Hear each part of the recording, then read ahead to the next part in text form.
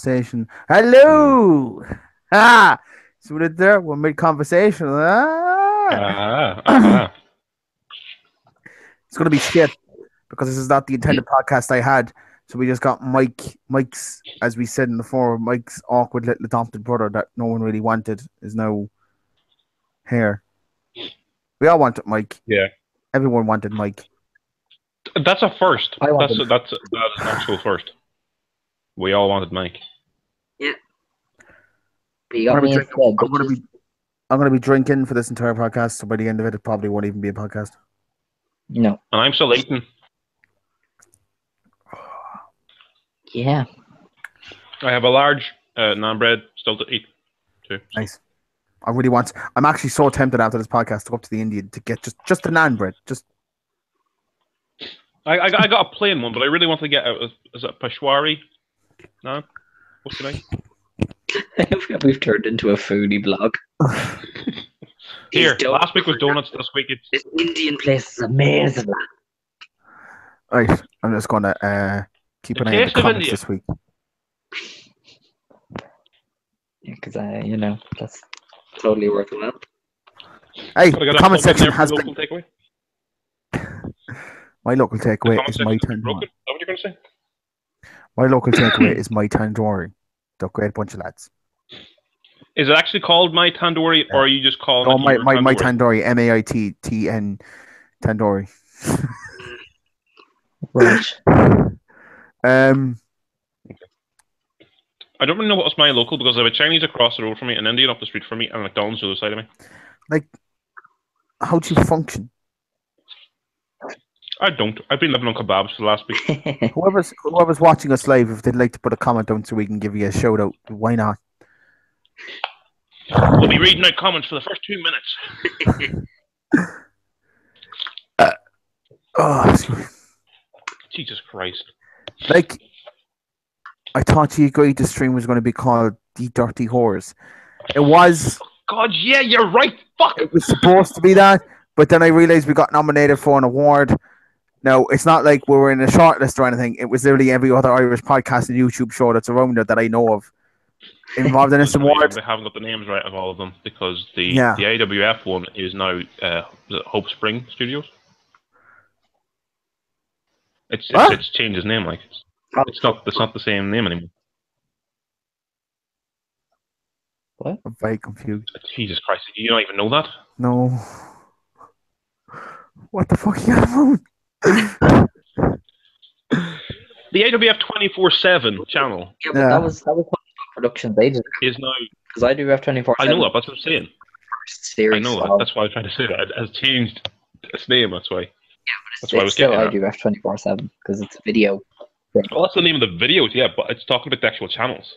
Ah, yeah, but like, look, they let Corporate Keen in. He's not He's not a video. He's a comedian thing. By the way, I didn't know who to choose between Corporate Keane or the Armstrong shows, but I feel like I'm going to go with Corporate Keane. Are you serious?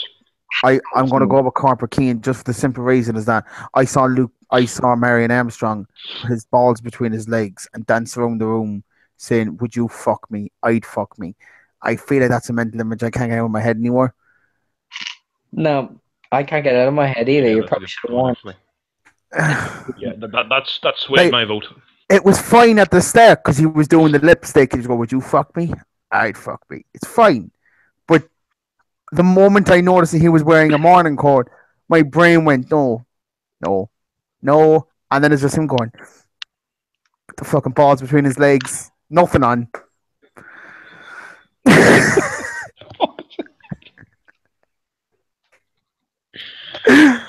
Alex is gone. Oh, So we don't have a lot more to get through in terms of news. So the biggest what have we actually called this? Because I don't know what we've called it now. award nominated IWF video podcast.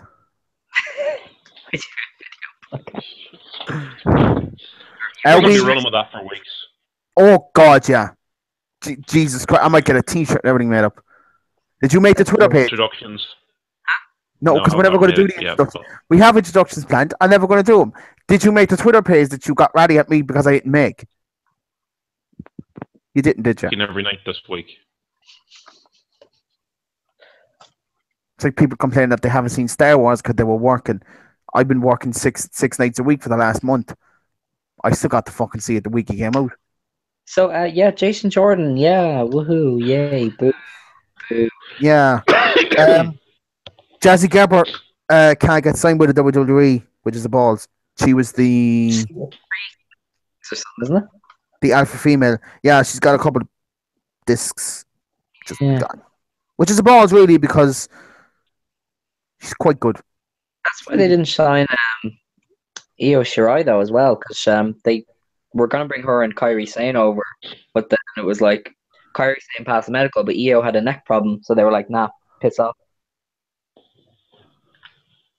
Oh, Right. shit. Jesus Christ. Retracting previous statement. Aaron is having a meltdown in his brain. Not even camera. Yeah. Balls hanging. Balls are hanging. I like that. I'm so retweeting this, you dirty whores. Thank you. Just gonna go through the comments every couple of minutes. So yeah, she didn't get signed, which is the balls. Hopefully there shall be no Because need she to really make a thread fit in the forum this week.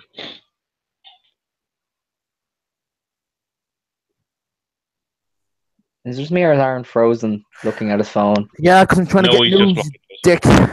dick. Brian Pillman's son made his wrestling debut. Trying to get nudes, Dick. What? Who's nude Dick are you trying to get? No, Jesus Christ! I said Brian Pillman's son made his wrestling debut the weekend. Jesus We're talking about Christ! So you're trying to get nudes of Brian Pillman's son's dick? Dan, you're the one I like off this fucking thing when it's just the three of us. Why are you ruining this? When Amy's here, I mightn't be the favourite anymore. Oh, you're the favorite anyway. Yeah, he made his wrestling debut just over 20 years after his dad passed away due to a heart attack, which is quite nice. I don't know what he's actually going under, but I'm assuming he's going under Flying Brian Jr. Yeah. It's quite nice. What age did you say he was? What age is he? He's young enough. I'll Yeah, that'll do. That's an No, age. no. I'll Google it. Because I like Googling stuff. I'll get there, don't you worry. Bye. Meantime, Dan had some criticisms for Raw, didn't you? You didn't like Raw this week. Well, look, I didn't really like it. What was supposed to happen, and that made me dislike it even more. Put it that way. I mean, why the hell does Jason Jordan need to be tag team champion with Seth Rollins? Because he's not. Why does that need to be? Yes. That's not the way to do it. It makes me hate Jason even more. I think that's the point, though. He's pretentious So they're and trying to pretentious. build Kurt him as a Angle heel. thought his opportunities. And when Kurt Angle tells him no, he's going to turn on him. It's going to be great. Yeah, I don't know how old he is. God damn it, Google. I think. Yeah, because obviously there's not a lot about him. Yeah. So I'm assuming he's probably like 20. I think he's young enough. I'm nearly certain he's one of his younger kids. No, there's nothing there on Wikipedia. I think he's young enough. From what I know, I think he's only about 19, 20. At a push. Wow. 19, 20. God, Well, he couldn't be ahead of 19. him, He's hopefully. about 20 years dead, couldn't he? Just before I forget, did anybody get any wrestling-related Christmas presents? No. No, the most insulting present I got, though, was deodorant called Fat Face, which I assume was an insult directed at me by my mother. Yeah. So that's why I'm drinking the whiskey that I got at Christmas on this podcast, because my self-esteem has been shot. Yeah. Well, I got a figure of the greatest superstar of all time. If anyone would like to have a guess. Baron Corbin. No, it's Roman Reigns.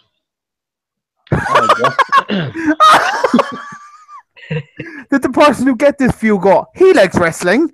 That's a wrestling guy. But I like Roman Reigns, and it's a good figure. It comes with the US title belt. Remember? Dan's not a fucking smart. And I also got... This is going to come in handy for the quizzes. Ooh. I could study up. Like, look at the thickness of the goddamn thing. Oh. It has that's what everybody. she said. Where is he? I think Amy got that book as well, actually. Off of, Does it have Benoit, yeah? Yeah. That's what I was going for. And there's a big section of him there, too. Yeah, that's a third of the page. He's in between Chris Masters, Chief White Owl, and Chief Big Heart. Interesting. Yeah. It's a fun little book.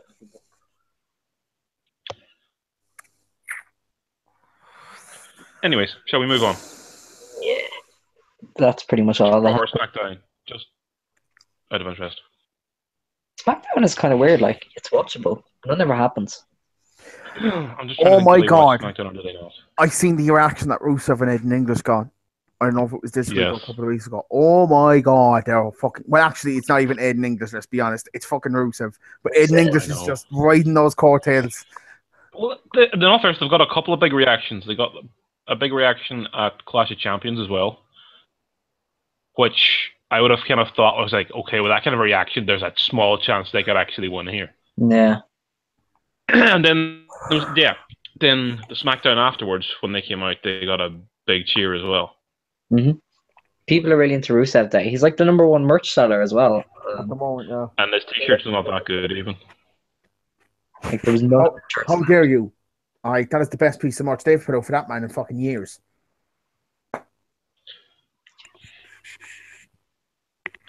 Well, it's just like, he's the Bulgarian brute. Yeah. And now he's got a t-shirt with the Bulgarian flag on it with Rusev Day written on it. Yeah, happy Rusev Day. You know, be a bit consistent, people. Look, it's the best you can hope for from them.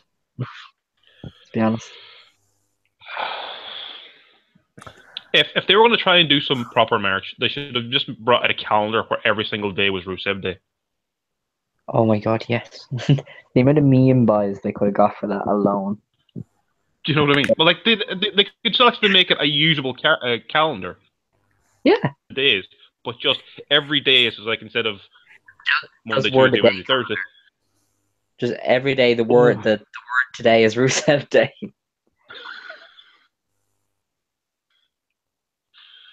Stop it, we're giving them ideas.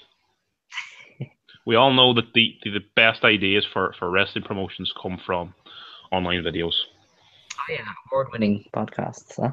You know, Award-nominated podcast. We haven't won. We're not going to win. Who's going to vote for us? How dare you? We aren't even voting for ourselves. You've already said you're voting for LT. You know? Like your own podcast, you're not even voting for. How are we supposed to win? Because we just will if we wish hard enough. Don't take this away from me, Dan. No matter what happens in your heart, we are winners. Yes. We won that quiz, even though we lost it. We did. We'll win again if they do it for us. Okay. Fucking me bringing up Jinder Mahal twice. If they do it for Wrestle Kingdom, we're screwed because like there's going to be a lot of Japanese questions. Yeah, which I will know. Don't do that. Don't do that, because it'll come to a fucking easy question like who did Okada beat for his title, and you'll just go, I don't know.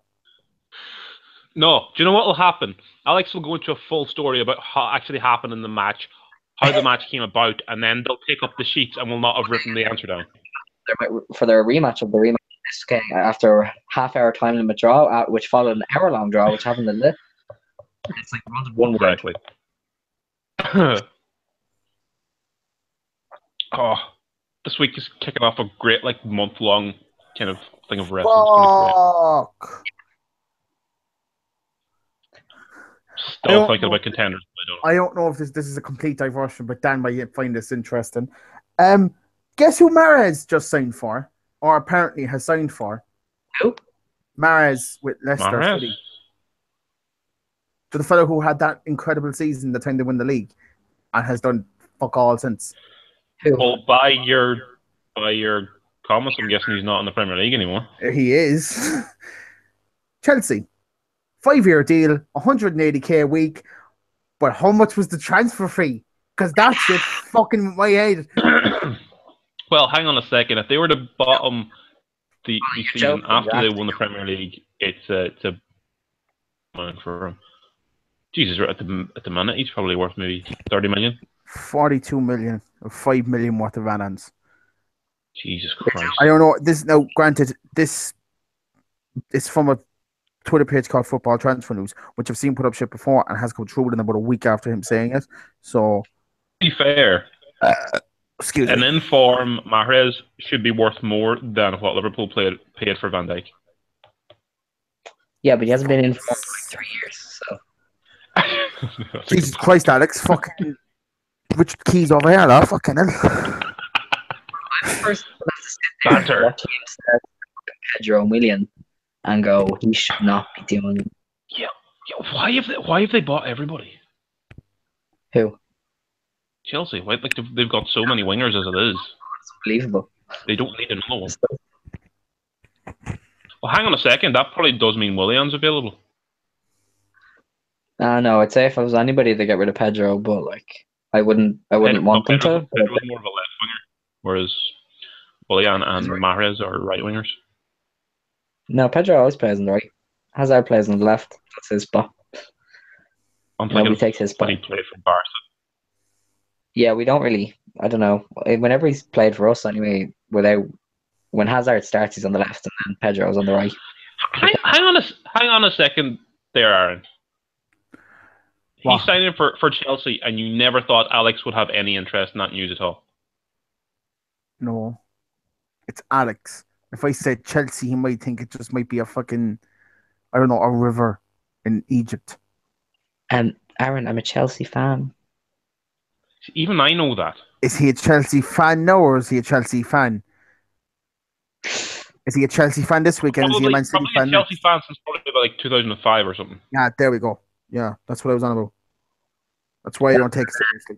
Just accuracy. One of my friends wasn't a Chelsea fan this season. They nearly got fucking relegated a couple of years ago. But now suddenly he's apparently their greatest fan ever since they got the fucking Premier League last year. Mhm. See?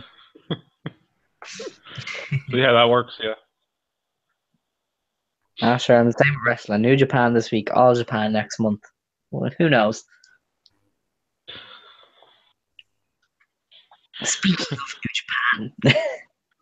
Right, what are we moving on to next? I don't know. There's not a lot of news happened this week. No, it's been fairly quiet. I'm trying to stress. Enzo Amore ill, and Enzo might be. What's that again, Dan? What's that again, Alex? Yeah, apparently Enzo Amore is in hospital today, and he might miss Raw because he's sick. And apparently Braun Strowman was sent home on Thursday for being sick as well. There might be another thing spreading. Terrible. Is there any more news on Paige? Nope, that shit died quick. Good for her. Died quick. And I just thought it was quite amusing that she got injured like the day of that post in the forum by Paige. Yeah. And I kind of jokingly said she, Stunner might break her neck again, and then like she got a kick to the back that could have damaged her neck again. To be fair, that was a proper kick in the back. You saw the. Yes! I look at the comment section, so fella fucking reminded me. Jody March wants to become a wrestler. And be called Red, isn't it? People are like, yeah. She says she wants to be known as Simply Red. If she's not coming out to a Simply Red song, what's the point? No, but I think she just means she wants to just be known as Red. Like, I don't think she actually wants to be called Simply Red because I mean, like, even Marie hatred intensifies. What are you talking about, you bitch? That's my shtick. it was hilarious. I heard a joke over Christmas. By the way, can I just go on? Oh, good. Eva Marie get her family? No. Why didn't Eva Marie get any books for her family for Christmas? I don't know, Dan. Why didn't Eve Marie get my family anything for Christmas? No books. Why she didn't get any books for Oh, her I don't family know. for Christmas? Because they'd all read everything. And that's this week's podcast. No, but you know what? I have to hand it to her. She didn't do much when she was in wrestling. She got shot on from the moment she started. Near the end there, she was getting a bit of love because that gimmick was fucking amazing. And now she's the one that's defending the fucking sport down to the goddamn ground. And so much shits in it. Yeah. Yeah. That bit she did that like the whole interview along with Mia Khalifa. Mia Khalifa. Like, do you know what? She actually done well. She did, and every single time I hear Mia Khalifa going, "It's not a real sport," I'm like, "You were in porn. Now that's not a bad thing. If you were in porn, that's grand." But Entertainment, but if she literally didn't have her fake tits, she wouldn't have gotten anywhere in porn, which is kind of ironic, considering. Because I may have dabbled, but she's not that good. I found it very boring. Don't start digging yourself a hole here, Aaron. Thank God, Amy. Thank God, Amy isn't on this podcast. Don't let the whiskey take over. Oh boy, it's already happened, and I was about to neck this. When I neck it, no. Neck out. will I? No. Is it that much? No. A shot there. Are you working tomorrow, Aaron? Yes, I am. That made the decision. No, first. because if we weren't, we could have just stayed live and we could have watched Raw and done like a We drinking sitting there, going.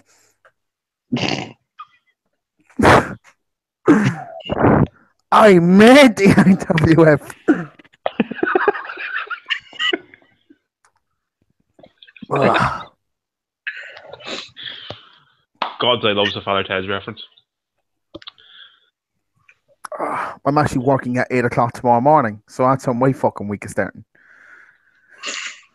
6 straight days, baby. Yes.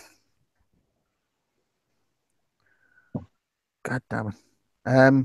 Just while we're on the topic of football, I'm assuming you know who Jesse Lingard is. That fella Yeah. who was supposed to be the next Ryan Giggs out of our academy, but I mean, he's alright. Like, it's with the best. Like, He scored today. right. So he plays Manchester United, and he's still one of the biggest football clubs in the world. He's swindling them for 100 grand every week. Fair fucks to him. Managed to do that. He's above average at best. Still manages to start more than half of his games, and yeah, that's his girlfriend. So Like a victim in one of the old like Friday the 13th films. what, the one that was supposed to run out the back door, but decided to run out the front door and it's locked. Pretty much, yeah. Yeah. So that's what I found out today, and I was like, well done. And he's above They're a average. footballer, they'll get. I mean, like, yeah, I'll do it. It's the money more than anything. Do you ever notice though? It's always the ones that like aren't really that good at football, that really have no right to be playing in the top 4. Always have the best looking women. It's like, why? I mean, people are just really fucking lucky at everything. Anyway, I'm partially trying to avoid the New Japan stuff because I'm going to zone the fuck out. That's a good point, actually. To be quite honest, because at this rate, I just wanted to listen to Mike go on about it because he likes it so much. But I suppose I have to settle for fucking Alex. All right. To be fair, the whole point of this episode, or the original idea for this episode, was to prepare everyone for Wrestle Kingdom, which is happening on Thursday night. And Low Blows parties are putting on the event in Buskers. Tickets are still available. I'll get Aaron to put a link to the buy tickets in the description just to make things awkward for him.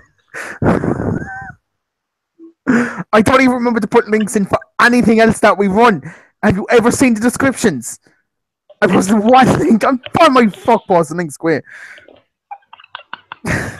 I'll try anyway. Still available. Basically, we are trying to enlighten the public or the they watch this about New Japan before they go to the event, in the hope that they don't all wear Bullet Club t-shirts. Don't be those people. That's your kind of thing. If you're in. No, don't be those people. Don't be those dickheads who go to a fucking New Japan show. I'm going to turn up on Thursday with a WWE t-shirt, just like just the logo. That'll be my t-shirt, probably. I'm not even going to it. I guarantee there's going to be a couple of dickheads that are going, ha ha, too sweet, Aaron, cease and desist. Cease and desist. Yeah, I couldn't think of it there, so that's why I laughed a little bit longer than I should have. And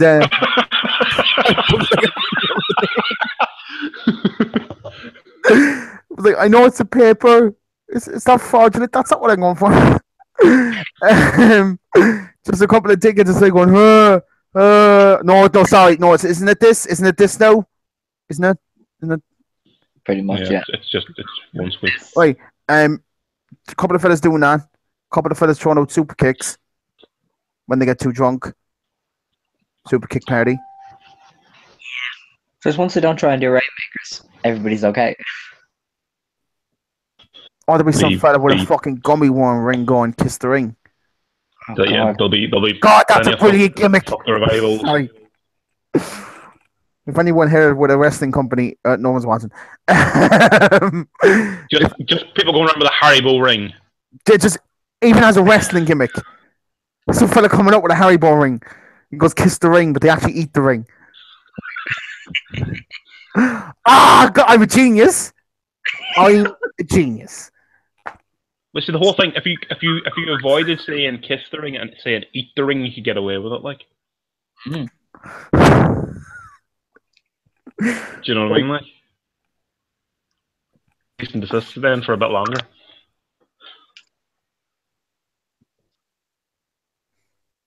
Yeah.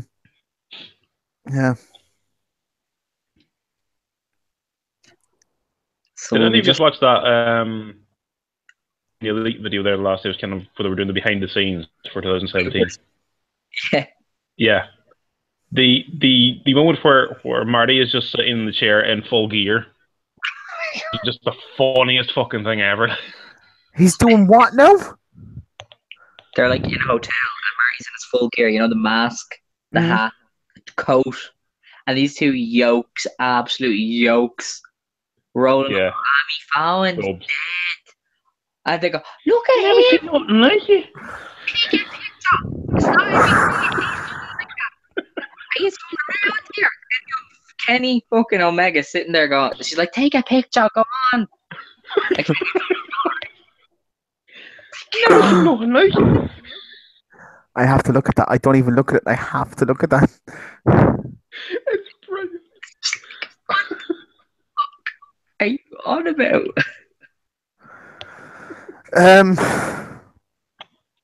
That sounds like fun. That's the best part of the video, to be fair. I don't know.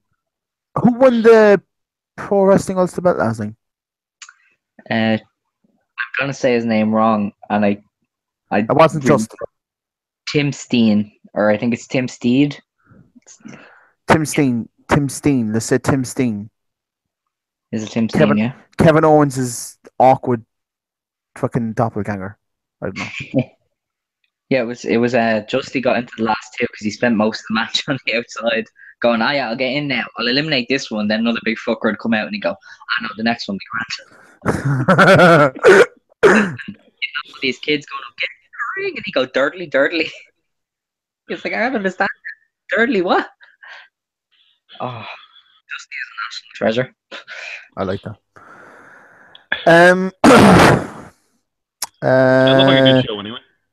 Oh, it was really fun. It's really weird seeing some of the Fight Factory lads, like baby faces, who actually win. Because LJ Cleary up there is a face with Nathan Martin as a tag team, and you're like, no. Can we just talk about the picture that Nathan posted? The reunion. That picture is so good. I took the photo of the three of them. Did he post one of the three of them?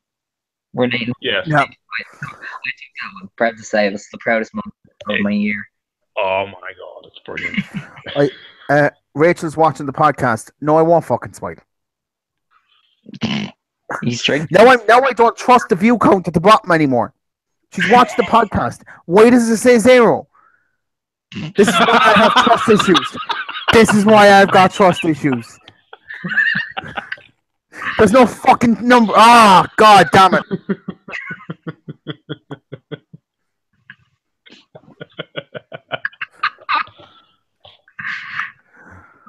Ah.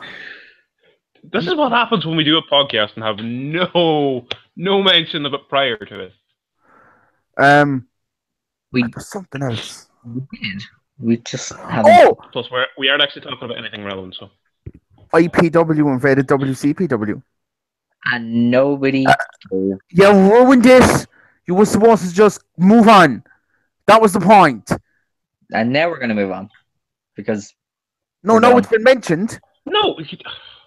For fuck's sake. This whole thing just went to shit. The moment you started talking. The only thing we had discussed about doing. Up. Fucking hell, Alex. My god. You're the one who even brought it up in the chat, like. Yes, because I said, they did it, and nobody gave a fuck. And I said, yeah, let's have you mention it, and we'll just nobody. Yeah. So no selling means just not reacting to it, just moving the fuck on. Like literally, you literally had one job.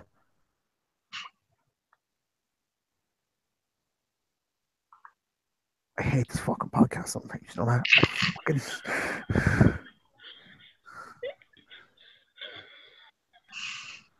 Oh god, why I fucking I was up to here. Now I'm all the way up here. I didn't think I could get past here, but I'm up to here. Someone's gonna get that reference whoever watches this in like fucking 2 months' time when they're trying to find a fucking wrestling podcast and they stumble across us. Okay, hang on a second. Does my camera still work if I go off of this? Yeah. If you've gone off it, it does. It doesn't affect you, it doesn't affect me, but if Alex goes off it, it affects him. Oh, well, yeah, because it's the mobile devices you can't really handle it. Yeah, because he's got a Windows 90 fucking 7 Dell laptop with no fucking webcam. Like, how do you have a laptop without a fucking webcam on it? I feel like that's just a basic now on every laptop. I was a basic in the mid-90s. Mine fucking now. Well, to be fair, I think the last laptop I bought, I intentionally got it without a webcam because I had a better standalone webcam. Fair enough. But then again, at least I had a webcam, so I didn't need one. Will you invest in a webcam? Go on to Wish and get a webcam. Seriously, Austin, get one for dirt cheap now. Don't say no. I got mine in Argos for like 13. Yes, but I'm not going to do it. So five now. No, because we just got to deal with your big fat fucking forehead up here 90% of the fucking podcast. Here, to be fair, I think he's made good progress, at least the fact that he has a light on in the room now. Yes! Well done. Oh, you mean this light? Their electricity bill. My students. Big Casa Carmela broke up. There's another bit of news. Fuck off. Properly break up, though. Apparently they have, because she's deleted all mentions of him on her. Go on. And there's the rumors that she's with Elias, which I doubt because they don't work on the same rosters. They wouldn't necessarily drive together. Then again, she hasn't actually been on SmackDown since October. She probably has been spending her time with Elias. She was on SmackDown last week, was she not?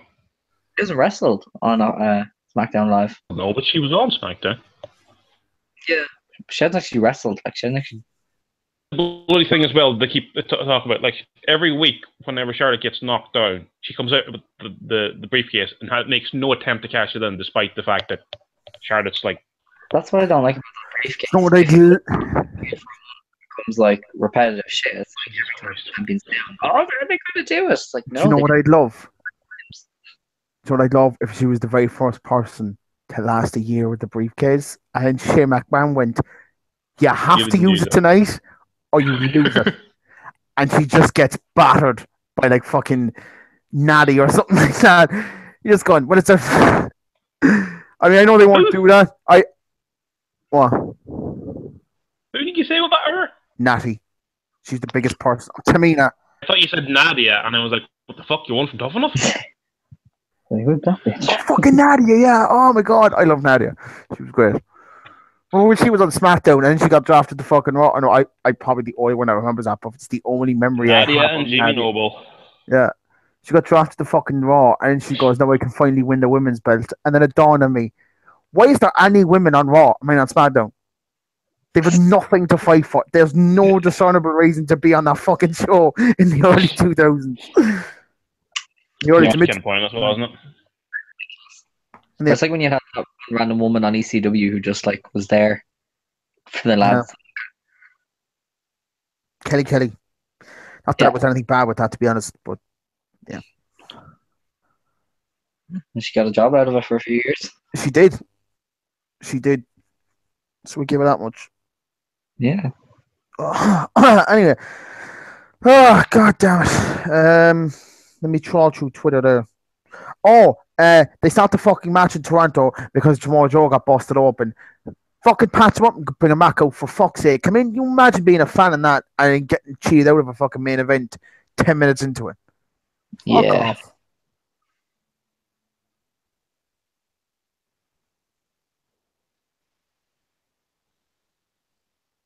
Hello? So, Paddy Power just put up a great tweet about Phil Taylor, but it's wrestling related, so it works. About yes, we talk about football. I don't think we're very, we don't care about wrestling. It's about the fact that Phil Taylor's final dance matches tonight. This match is going to be like The Undertaker farewell when Roman Reigns smashes him into retirement. When the smoke is gone. Do you have your phone there handy, Aaron?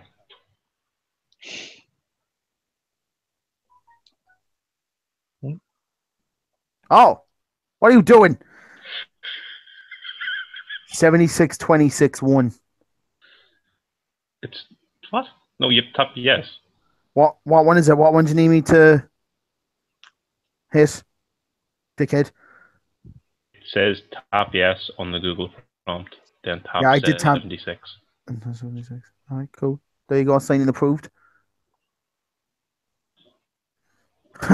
New devices access your account. Review account activity. I could easily kick you out here. It went tap on my fucking screen. No, it wasn't me.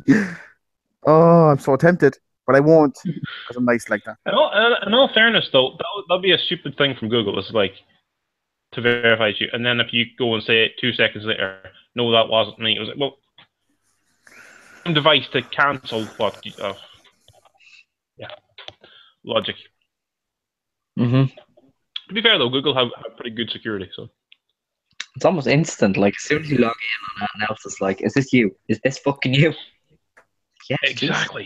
But although they're not as serious as Facebook, there's plenty of times when Facebook have like, is this you? And I said yes, and then they went and kind of, right, you need to change your password now. I've had to do that 4 times this year. But last year. You know, like on PlayStation, if you try to link your PlayStation with your Facebook account and then you try to share anything from your PlayStation to Facebook, it kind of freaks out and goes, hang on a second, something's trying to post stuff onto your Facebook. Do you know about it? And you'll, yeah, okay, just change your password just in case. I can't keep changing my password every time I want to post something to Facebook. Slow to shite. Anyway, we're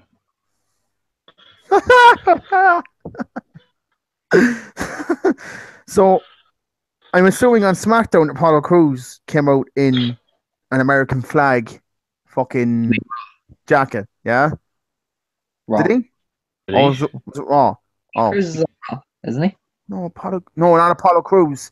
Xavier Woods, sorry, which is an easy mistake to make. No. It is when you consider the fact that Xavier Woods' old gimmick used to be based directly on fucking Apollo Creed. He was literally named Consequences Creed. I know, yeah. Anyway, DNA. Somebody on Twitter. I don't know who it is, but he's an Aiden English fan. His one and only fan. Identity theft is a felony. We can't find a trace of Consequences Creed anywhere. In the gutter, dead. Who knows? And it's just a photo of that. Oh, I was like, no, I like that. I don't have to wait my fucking. There we go. That looks a bit better. That's funny. You know what else is funny? How long Aaron has delayed the New Japan sub when he was I've delayed. He's like, we're just gonna do it. Well, His dad wants to do it as well. His dad's going to the show and he actually wants to know what the fuck's happening. we'll eventually get there. All right. When did we actually start this? When did we go live? We started this 8:30. half 8, yeah. So it's only been 40 minutes. We've gone an hour, yeah. Okay.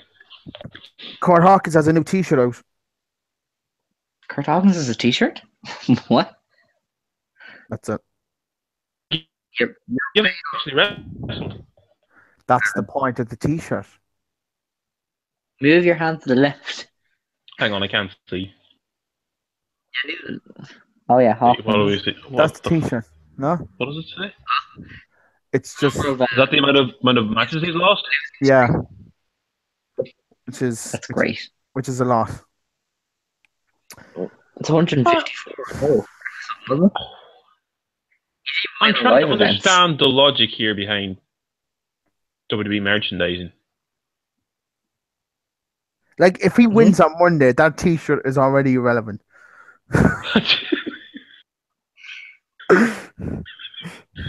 Well, in all fairness, if he has any kind of a match, that T-shirt's already irrelevant. Yeah, actually, that's it. His career's finished now. It stops now. That's it. Yeah, he can't have another match for a couple of weeks, or else that T-shirt's useless. I'd say he'll probably win, and then they'll go commemorate his 154 match losing streak. It's like that time. Remember when? Because I was already watching like a lot of CM Punk shit the other day.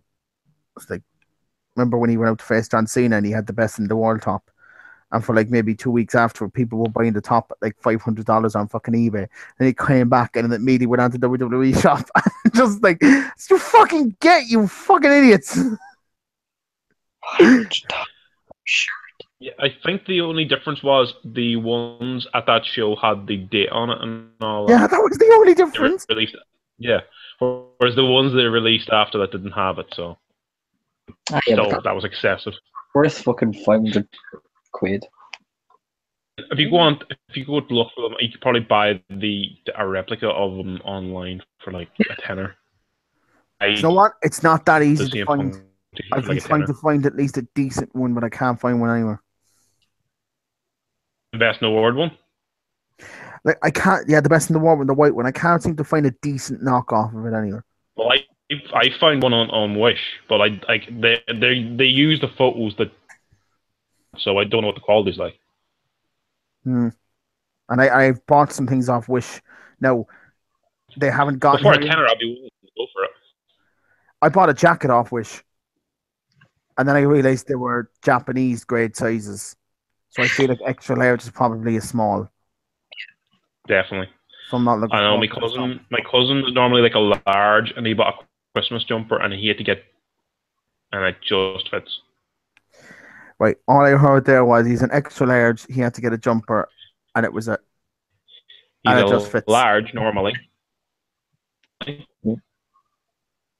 What's that then? Jumper. God, nothing of that. It was. Literally, this laptop is not capable of doing more than one thing at once. So don't do more than one thing at once.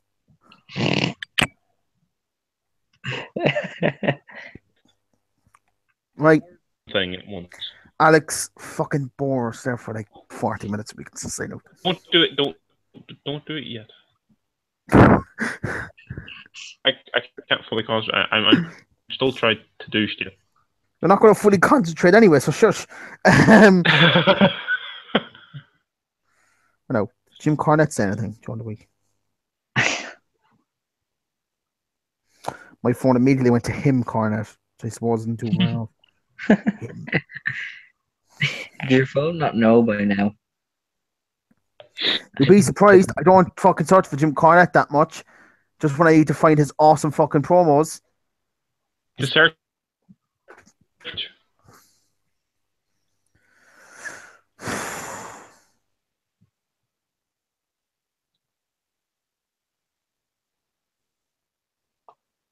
What happened? Jesus Christ, this fucking podcast just. I thought my laptop stalled, so I went.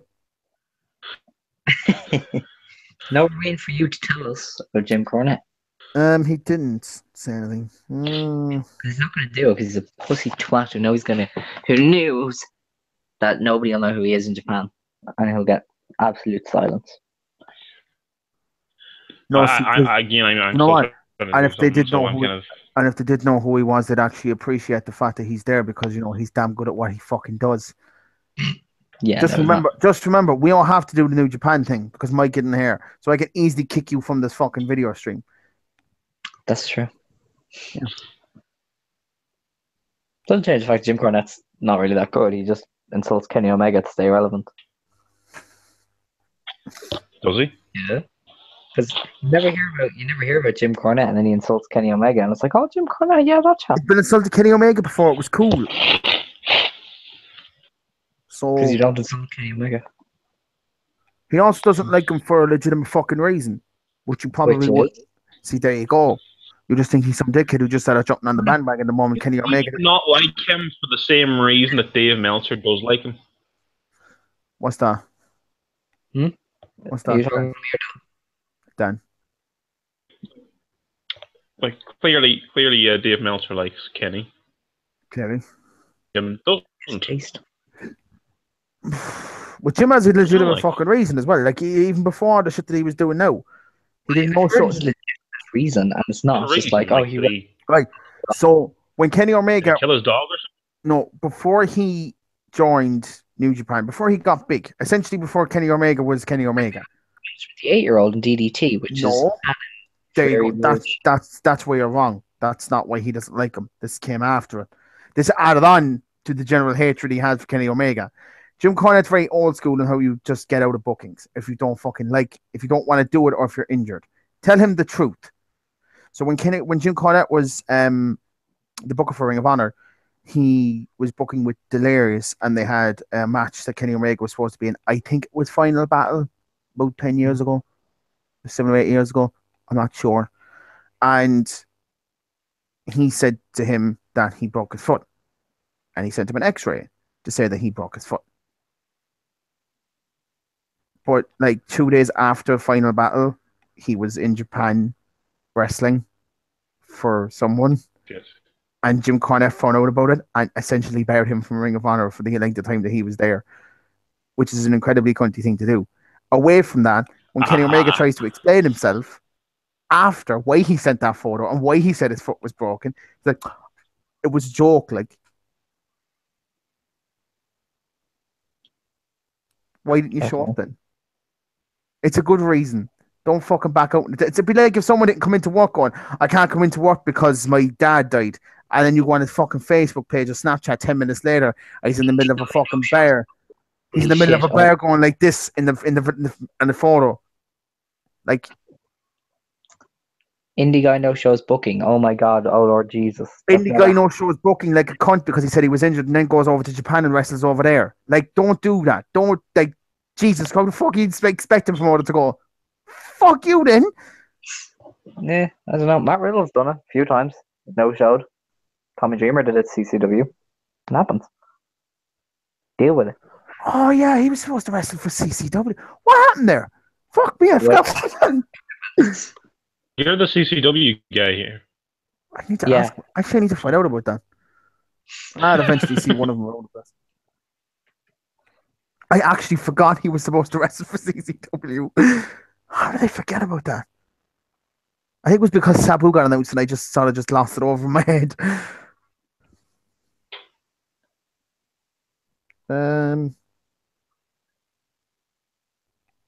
Actually, a funny thing that happened during the week, I posted it into the forum as well, Christmas Day. I think it was anywhere New Year's Eve or something.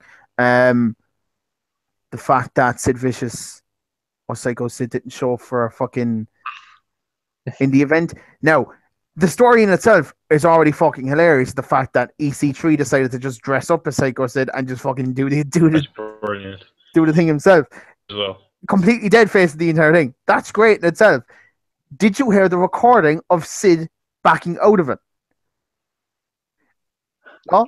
I'm assuming you didn't. Because it was fucking No. Basically, he blamed Trump. He said it was like Delta's fault because they wouldn't leave him on the plane, even though apparently he wasn't with Delta. Essentially, he didn't want to do it. He came up with every excuse under the sun not to do it. It's about a 10-minute video. Look it up. I would play it here, but I don't want to get kicked. I don't want the video to get Well, fucking... he is Psycho. That was a shit show. Well, he is Psycho. That's my joke for the week. I've dropped like 2 or 3 terrible jokes since this thing started. It's Soft drink. But let's do. Soft drink. Train. Soft drink. That's going to be stuck in my head now for a while. Do you want a soft drink? You're a mad thing. It's going to run up there on the pit too. Do you want a soft drink? No, if people are watching this, go, what the fuck are they on about? I think I've managed to do it. I think if you check the description of this video now, there should be a link to to buy tickets to Wrestle Kingdom and Buskers on. Did you actually do it? Yeah. Is that the reason you wanted to fucking sign in? Yeah. You did too. You did. Would you look at that? You did. Oh. Tickets are €6 and 1 cent, including booking fee. Jeez. Here's my bit of promotion up the week. That'll get an extra 2 people. Is getting Rick Nash to pay him money for this. Right. I'm going to start the Japan thing by going through some of the major promotions in Japan, all leading up to New Japan. It can be good. So you're going to start off with old Japan.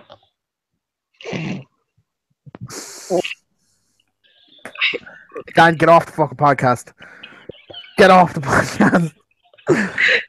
God, oh, that's irritated me how annoying that fucking was. I think it's like there's no old. No, there's none of them there that actually have even something close to that. Very disappointed there. Oh, god damn it. There is one. There was an independent promotion that's now defunct called Apache Army. That was the name of the promotion. That's amazing, to be honest. Shit's weird over there. Right, so just so anyone who doesn't look at New Japan, I just wants to look at more promotions.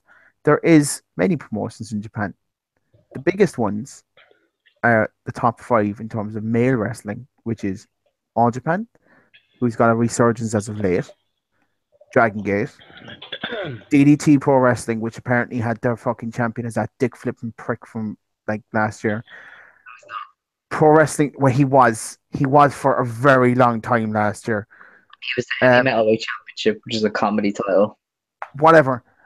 The whole place seems to be a comedy promotion anyway. It's there you go. Pro Wrestling North, which is probably most recognizable for their titles, which is GHC and them, which has been held by like Daniel Bryan and fucking Kenta and most recently Eddie Edwards has it. So there's that. And then the big one is New Japan. That's the oldest, I think. So the newest is the oldest. Yeah, at least the oldest current one. Was New Japan not formed? Oh no, because the one that formed New Japan, All Japan closed down, didn't it? Do you know what? No, I'll take again. Find out. Because like the main Japanese promotion split, and there was a roster split, and like some lads formed All Japan and some lads formed New Japan. Yeah, so that's what happened there. Yeah, so New Japan is older. So New Japan has been around since 1972 because of Inoki. And then you had All Japan, which has been around, oh, no, it has not. All Japan was around first. Yeah. I didn't know that. Like, it's a long time. did not. I genuinely did not know. I always thought. Yeah. So All Japan was first. Then New Japan came 2 years later. And then actually what split off New Japan, and because I know no what split off All Japan in the mid-90s, and that's because they ended up not doing great, and they nearly died. Was Pro Wrestling Noah Mhm. because Baba left All Japan or died, and his wife took over the booking, and it was a fucking disaster. So a bunch of wrestlers went, "I'm out of here," and left. Boom. Who needs Micah? It's not. I'm not terribly off there either. I mean, that was off the top of my head, but I'm not completely off on what actually kind of happened. It's an abridged version. That's pretty much what happened. Yeah. Some of the big independent promotions are Big Japan Pro Wrestling, Which is a deathmatch promotion. FMW, which is another deathmatch promotion. Tradition, Inoki, Genome. Can I just stop you there for a second, lads? Yeah, Yes. go on. It's not just New Japan in general. Not just every promotion in Japan. Hey, we're just gonna look at some of them. And No, then... I'm just going through the ones that are open right now, and it's just some of them have names, and I'm going to try and just. One of them has probably my favorite wrestling promotion name ever, so I'm going to build up to that. Okay. All right. Okay. You have Michinoku Pro Wrestling, Oh yeah. which is Lucha Libre Pro Wrestling. I was kind of hoping that was run by Taka Michinoku. I'm very disappointed it's not. You've also got Kaien Tai Dojo. Once again, is that Taka Michinoku? Yeah. I think so. I know. My internet's slow as shit today. So yes, it is. He founded that after he left the WWE as well, which makes it just a little bit better. Did they legally get to use that name? I said they probably did. I don't Vince was. Or did they really care? No, mate, fuck off. I say he probably was pretty cool with it. You have Osaka Pro Wrestling 01. That's actually 01 has your man Sean Guinness. He's Irish. He wrestles for them. Oh, that's cool. You have Real Japan Pro Wrestling. Does that mean if you go there, you're really in Japan then? Is the rest of Japan fake Japan? Maybe. You have Wrestle One, which I know of. They had like a partnership with TNA for ages, and they Yeah, ran down for glory with them, and it was yeah. dreadful. You had fucking Keiji Muto, who was like 60, trying to do a Shining Wizard. Keiji Muto also looks fucking great. Even though he is 60, he looks majestic as fuck. He does, but like when he does his multiple moves, you're like, mate, just stop. Please. And then my favorite, which will go down as probably my favorite wrestling promotion name ever, Secret Base. Oh my god. That is great. They run on average one show every month to feature their own talent as well as participation from other promotions as Freedoms and Big Japan Pro Wrestling. Some of their talent frequently appears elsewhere. That is the best name for promotion. Like deathmatch promotion, because Freedoms is a deathmatch thing, and so is Big Japan. Captain of Secret Base is their fucking main title. Yes. And you thought Okada was going through a long run. Nothing compared to this fucker. He's been holding the belt for 822 days. And you have this Captain of Secret Base tag team titles, which has currently been held for 215 days. Captain of Secret Base. Yes. Is that the translation of the title? No, that's the actual name of the title. Oh, fuck. I have to see. It's all like open the dream gate, open the twin gates. It's like, yes. I know. I'm gonna have to see what the fucking titles look like. That really sounds like it was originally a Japanese name, and they go, right, let's to appeal to the Western market, we'll give it an English name, and they literally translated it, and that's what they got. Yeah. They were like one show. One show. I literally just said that. There's one show every month. The title's disappointing. Really? I just do a plug. All these promotions are watchable on the Real Hero Archive. It's all free. You can watch it all as much as you want. Apart from like the ones that have their own streaming network, but like you can watch a lot of that shit on there. Then you have the women. Joshi.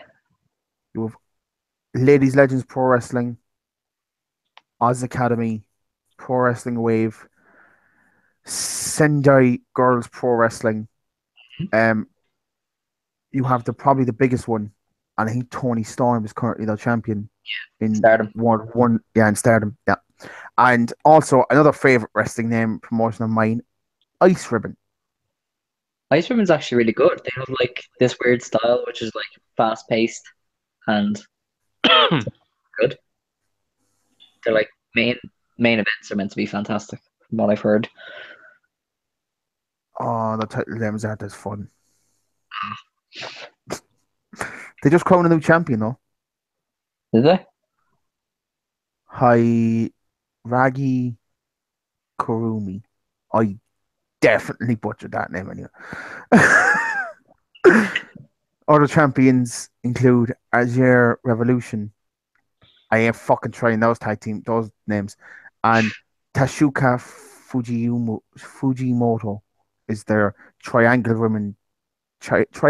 Ribbon Championship champion. Someone went to a lot of effort for that. Yeah.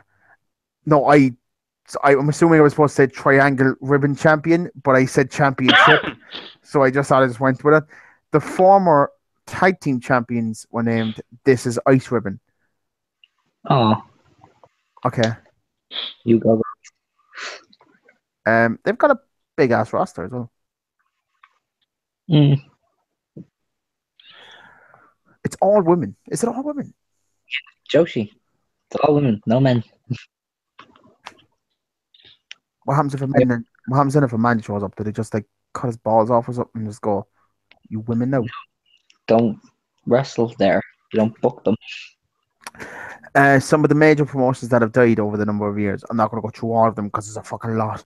But the link that Amy posted for this podcast takes you to this, and it says invalid response received. So there's not even a link to this. Oh, no. Shit. Let's post that there, Dan. Post the other one. Yeah, you get the link because you can get. Can you get the link for the thing? Yeah, it's just easier if you do because if I go into Facebook, this whole thing's gonna buckle on me. Right. Goddamn. I'm not gonna go through. As I said, I'm not gonna go through all of. And Women's Pro. That company. All Japan Women's Pro. Because that had like 5-star matches back in the 90s. That had a lot. Dave Meltzer goes on about them a lot. Some of the bigger men's ones were Smash for that one before. IWA Japan, I know that one. Universal Lucha Libre, I feel like I know that one. Apache Army, that's great. And Universal Wrestling Federation and UWF International. Did they join up with ECW at some point in the early 90s? I think so. Yeah, and War. I can't remember. You also have another one as well called War. Yeah. Which is War and Romance, which Chris Jericho used it for. Yes. Nice. Like a lot of those promotions really enough for deathmatch promotions. It's something about Japan. They just like that. Yeah, it seems like that, alright. Just gonna run through the biggest gaijin wrestlers to ever wrestle in Japan. I know a lot about Japanese wrestling, but like the moment you actually start, I know the bare basics. Somebody asked me about New Japan and they go, Hulk Hogan used to wrestle there. So the top 10. Because he was like, I'm not dropping that to anyone. It's like, fine then, give it back, dickhead. Right. But you know. The top 10 gaijin wrestlers to ever wrestle in Japan. Gaijin meaning kind of foreigners, essentially. Number 10, the Road Warriors. Number 9, Terry Funk. Number 8, Tiger Jeet Singh. Alex got this before the podcast started, but if anyone knows who his son is, well done. Put it in the comment section. Put it in the comment section, and we will give you a clap. Andre the Giant, who was an attraction more than anything else, and very rarely won any matches. But yeah, Didn't need to. didn't need to really. You had Hulk Hogan, who famously had a promo where he was the WWF champion and said, "I don't care about this belt. This is a toy belt. I want the IWGP Championship." That's not word for word, but it's essentially what he said. Vince must have been going, ah. Nowadays, he probably would. Maybe then he was probably okay with it because not a lot of American fans probably, if they were watching Japanese wrestling, they definitely weren't watching the WWF at that point. So, At that point, they even knew Japanese wrestling existed quite a while back. I know, but Amy. So the link earlier never worked. Oh, no. It's not my fault. Fuck you. You're the one who sent the link, to be fair. It's exactly it's letter for letter the exact same link that's currently down the corner when you get links. See, it's possibly if you're sending the link before we went live, maybe that's what the difference is. Maybe. Number 5 is Mil Mascaras, who famously, well, not famously, what the fuck am I saying famously?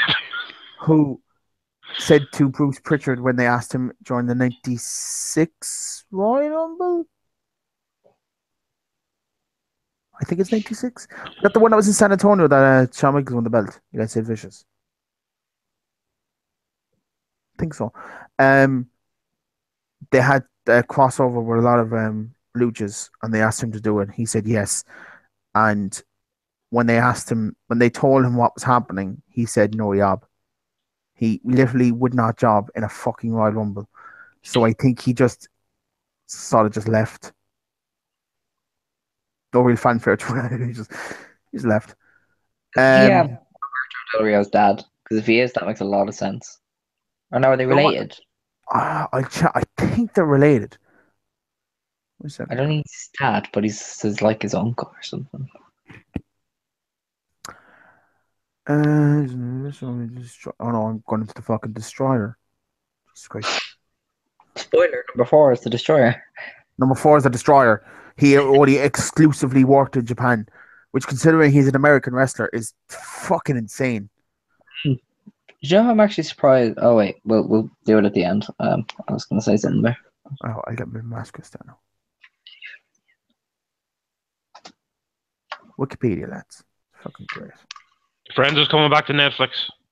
It's only on Netflix. It literally came on at midnight last night. I don't even know why I'm Yes. bought. I've got the box set sitting right in front of me. Anyways, I don't really give a shit. Times I don't want to dare. If anyone watches Black Mirror, that came on. All The right. first Always episode on it. fucked with me. Was it the new series? Yeah, the first episode Yeah. has fucked with me to the point where I'm never going to do virtual reality. Put it that way. Some I of the bought that episodes are Patreon very good. Though. yeah, he is Mil Mascaras' nephew. All right. Number 3 is. This is my job, bitch. Number 3 is Thing. Number 3 is Abdullah. I'll probably give you Hep C off this fucking fork. The butcher.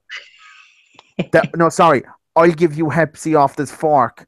Claim that I don't have it myself, or the fork is not infected with it, but refuse to take a test because fuck you. And if you have it, that's your own fault.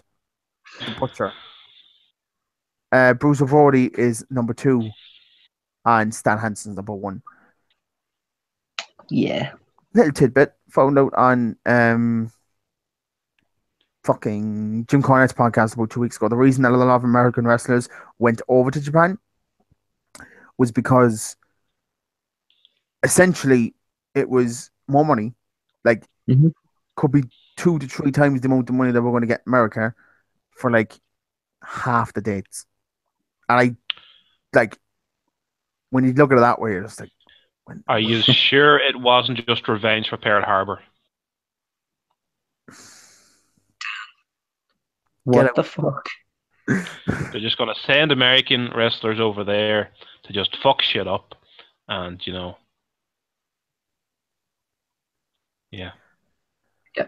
So do you know how I'm surprised I didn't see that top 10 actually is Vader? Mm. The Invader.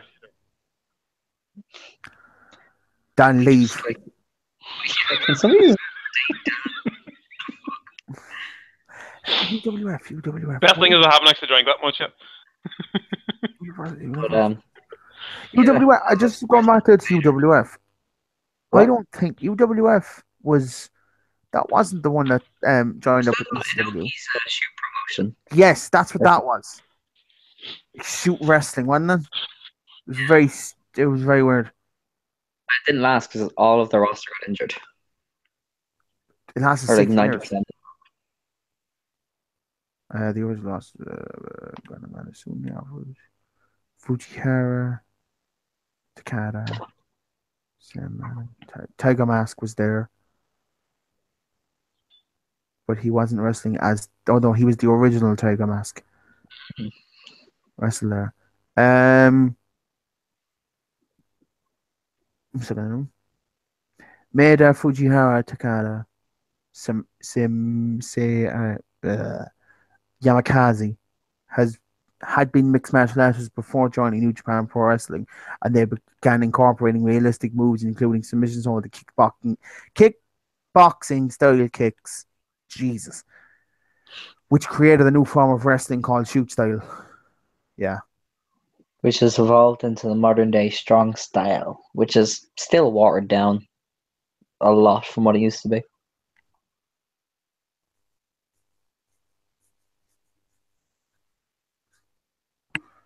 Yeah. Right.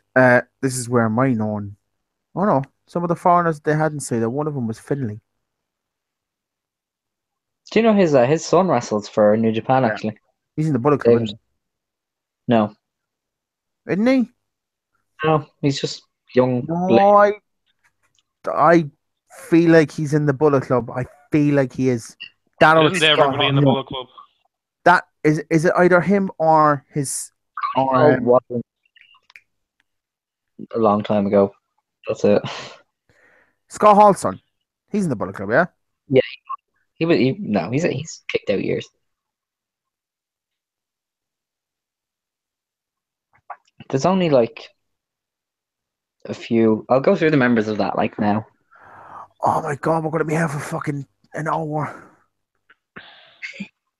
Just No, do you know what? you've Hangman, you've Yujiro, and you've fucking Leo Tonga, God, and that Australian fella. That's it.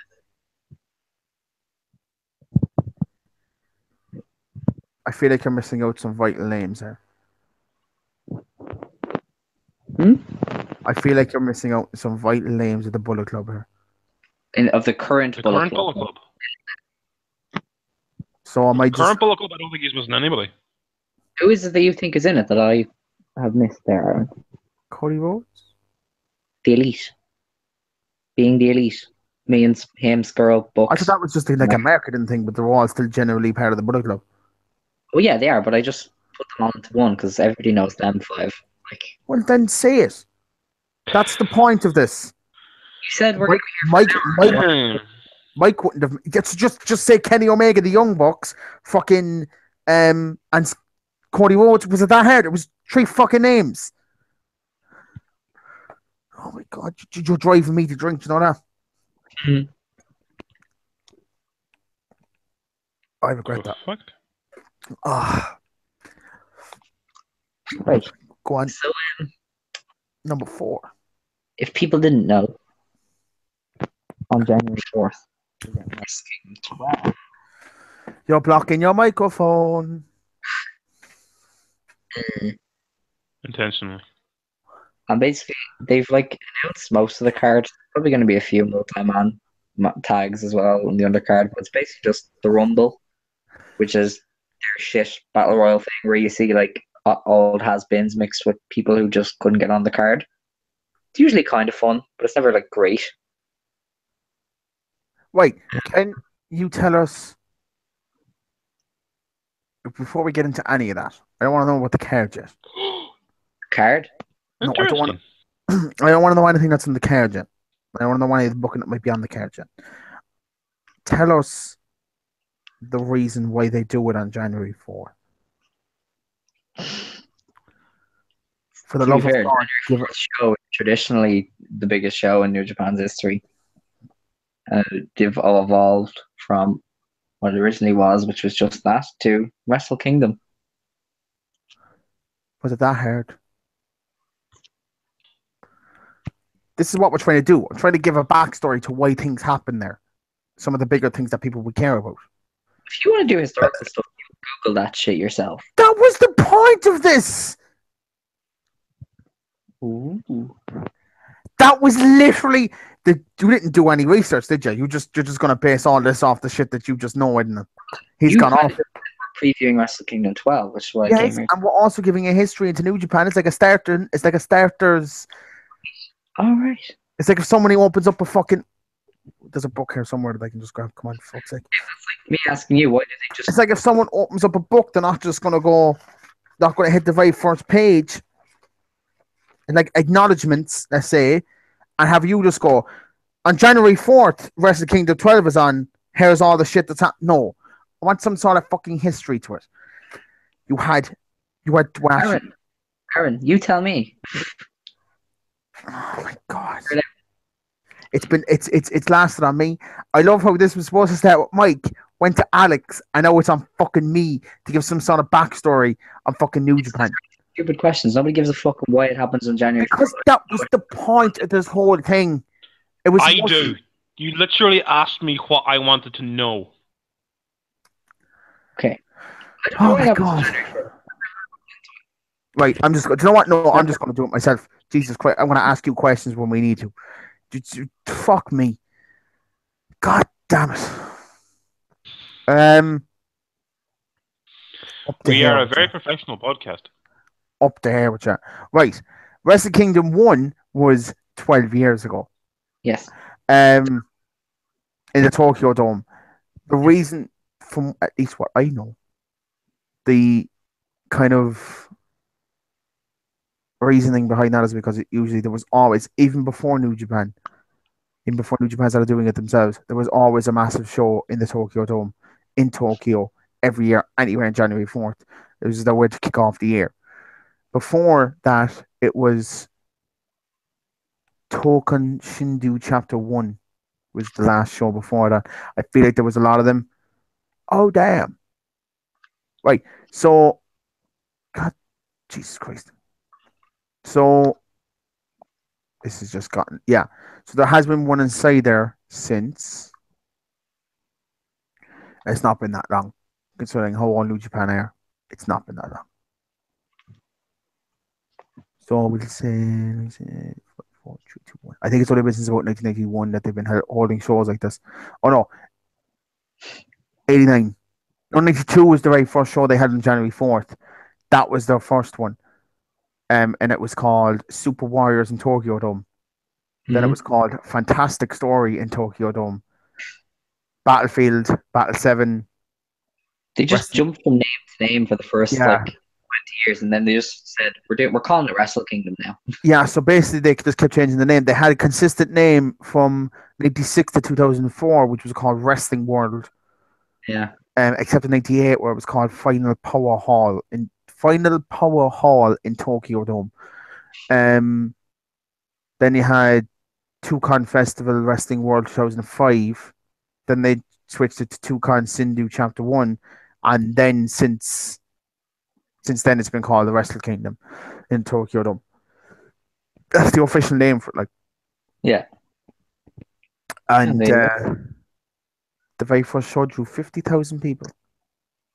Mm. Its main event was Riki Kushu and Tatsumi Fujihami. I know that name. And it was a singles match for both the Greatest 18 Championship and the IWGP Heavyweight Championship. Mm-hmm. Fun little note. What was the co-main event? There's no such thing as a co-main event according to Alex. Exactly. What was the second last match in the card? I'm not expecting you to. All right, we'll just say who was the American that was in there. This is 12 years, 2005. This one, 2005. I mean, the very first show that they had on. Oh, in like 92. 92.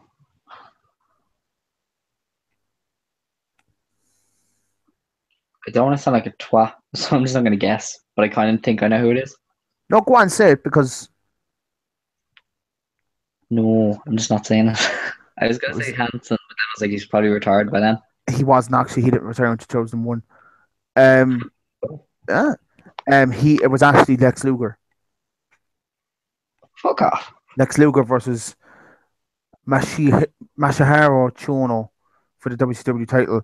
Other people that also were on the card were the Great Muta Sting against Steiner Brothers, Inoki versus Hershey Hayes, Big Van Vader versus El Gigante, um, Dustin Rhodes and Dusty Rhodes versus Kim Duck and Masa Saito.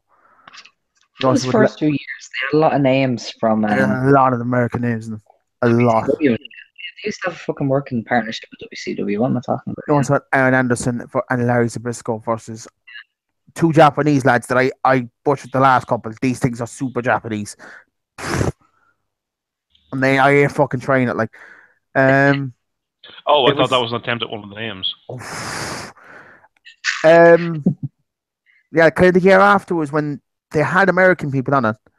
So you had the Steiner Brothers and the Hellraisers, which was Hawk Warrior and Power Warrior, which made a great name for themselves over there. But there wasn't a lot of American people on it. Then they just got solely into more Japanese lads than they did foreigners. Steiner Brothers again. Hulk Hogan was on the third card that they had in '94. He was against Fujihami. Oh no, you had the Jurassic Powers. Hercules Hernandez and Scott Norton versus the Hellraisers.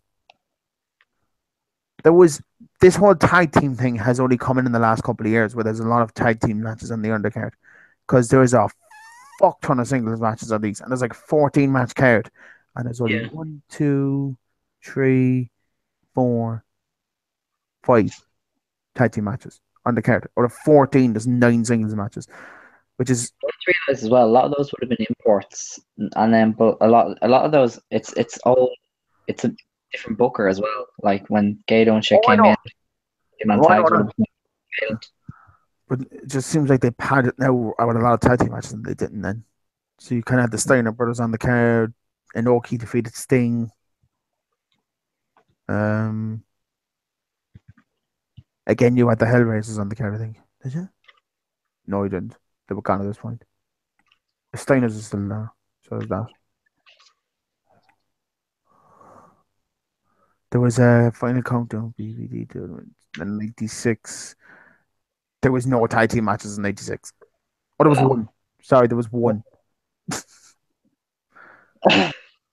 That's your trawl through history is amazingly fascinating and all. I'm just reading through the fucking cards because some of this shit's interesting to me. Like, can I just say, if I was trying to inform a person who was interested in watching WWE prior to a WrestleMania, I wouldn't be going back through all the years of WrestleMania to explain.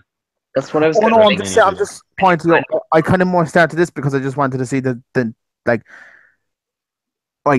you don't know where to start, but you like the Steiner Brothers. Well, then I'm gonna watch the fucking match of the shows that were on over in Japan.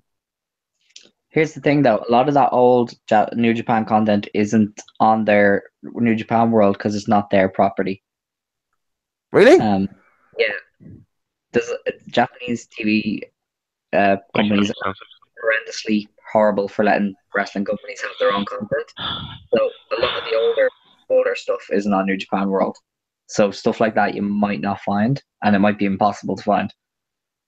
Fuck. And honestly, the best place to start with New Japan is just where people know, which is fucking the recent. If it's that hard to find in that, what if? Now this is never going to happen, but hypothetically, if WWE were to ever go and buy out New Japan, would they be able to get rights to that footage? No, they have to buy out a TV company that ran it. That's mental. This is a reaction by New Japan, and then he's told, "Yeah, that footage. You think? Yeah, no, you don't get that." Sorry. Who do I have to go? I just go after the Chinese TV company. Ah, fuck. But Jesus. yeah, I suppose the best way to start is with the last generation of guys that came through for the new age of strong style, which is what we see today, which would have been Can your you go? Tanahashi, your Can Nakamura's with Shibata and stuff, and that's kind of where they're because around the early 2000s, New Japan was probably the third best promotion, and it was with this class of young lions that they kind of really started to go on an upswing. So of course Tanahashi became their John Cena. He was the ace. You had Nakamura who went on excursion and came back as this charismatic killer. You'd of course Shibata, the madman. that's something I'm interested in. That happens a lot in Japan, doesn't it? Where lads will just fuck off for a couple of years and just come back completely reinvented. It's an excursion. All young lions have to do it.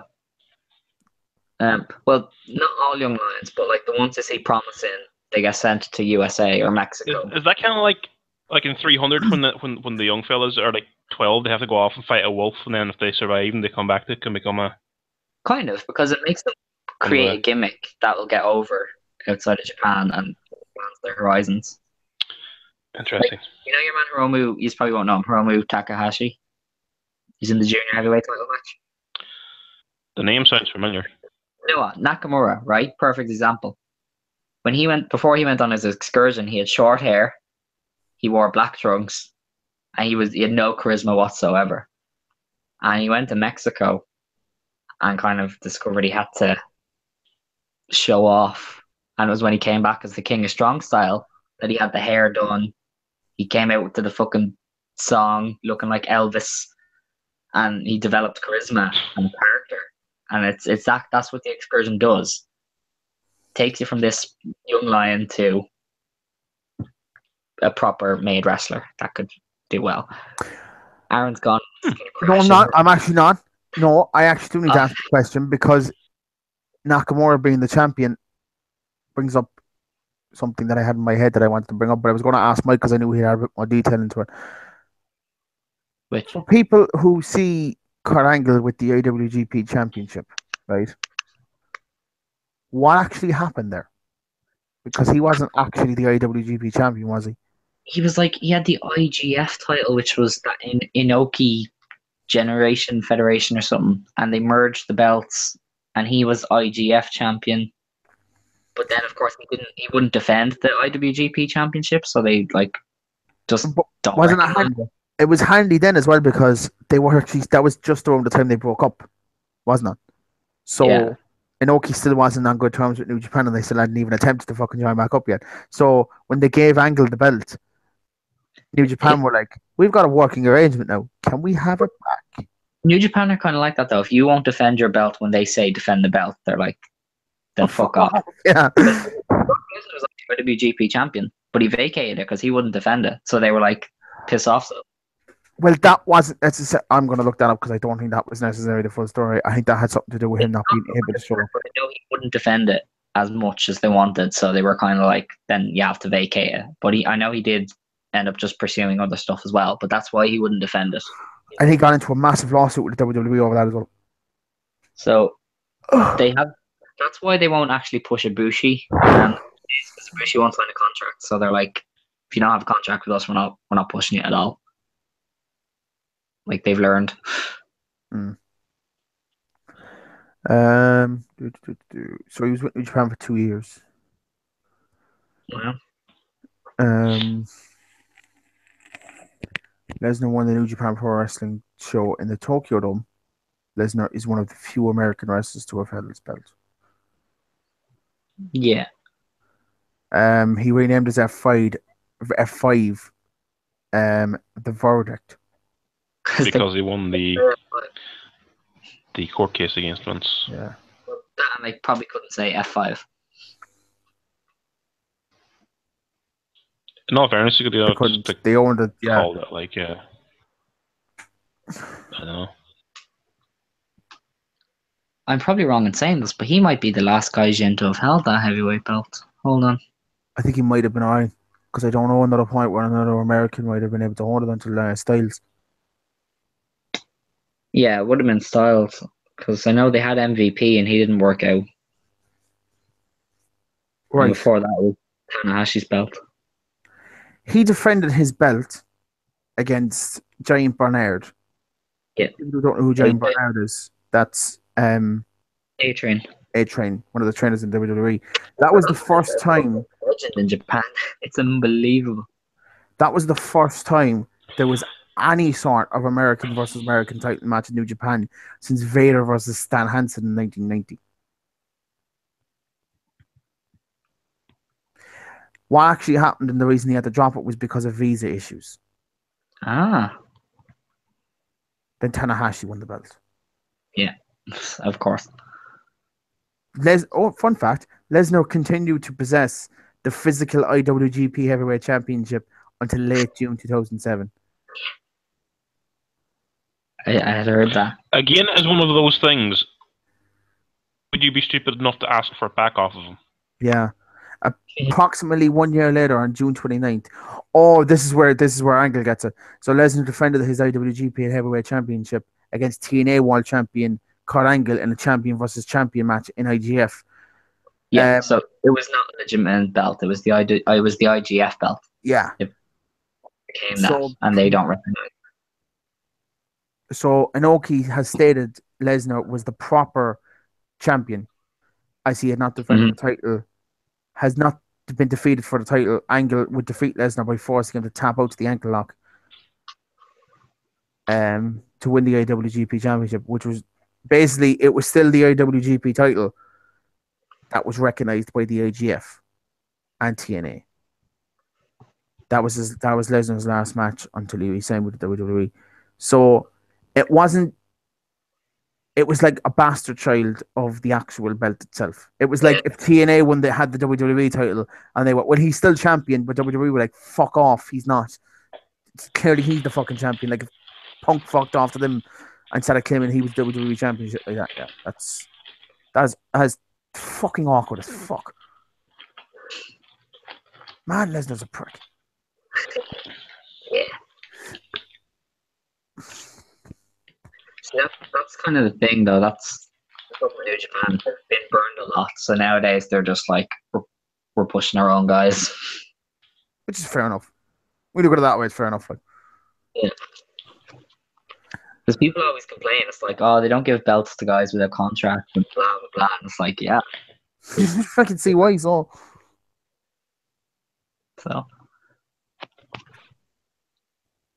Yeah, that was kind of a weird time for New Japan, though, because they had like a lot of American names, but they didn't catch on at all in the US, no matter what they did. Mm. And then it's interesting because they brought in MVP to fucking kick off their Intercontinental belt, and they had like a tournament in the US with fucking Jersey All Pro a few years ago to crown the champion. And MVP won, and the Japanese fans are just like, what? And American fans are like, it's MVP, we don't give a shit.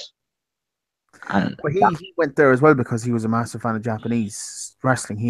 That was one of his goals. He did like it, but like to carry their Intercontinental title division, it was like there's a lot better choices out there in terms of American wrestlers that you could have picked. Well, to be fair, if someone asked me about the IWGP title, the Intercontinental title, and I had to pick the very first person that would come to my head that held it, it would be Nakamura now.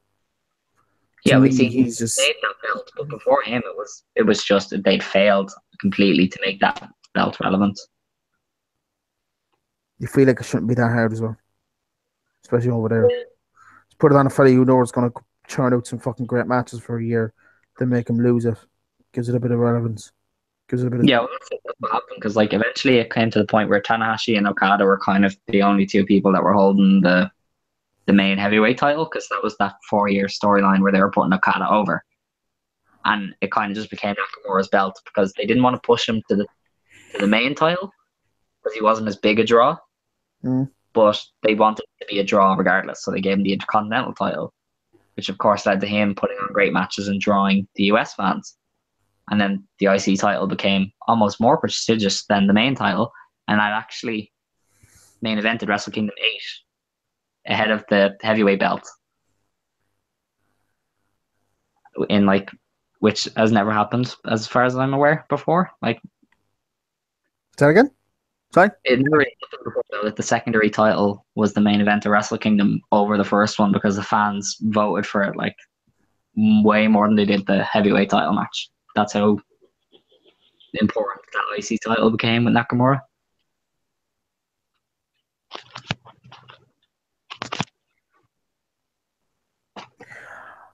I have zoned out because I just read one of the most horrific things ever. So I'm just gonna if no one knows, I want you to just search for Logan Paul and find out what he just did. Did he do something else? I am not. I know this is off topic. I know it is. I know the name. I've seen him. I'm a YouTube person. He's all over the place, and I almost don't want to know. I just gotta mute this there because someone is knocking.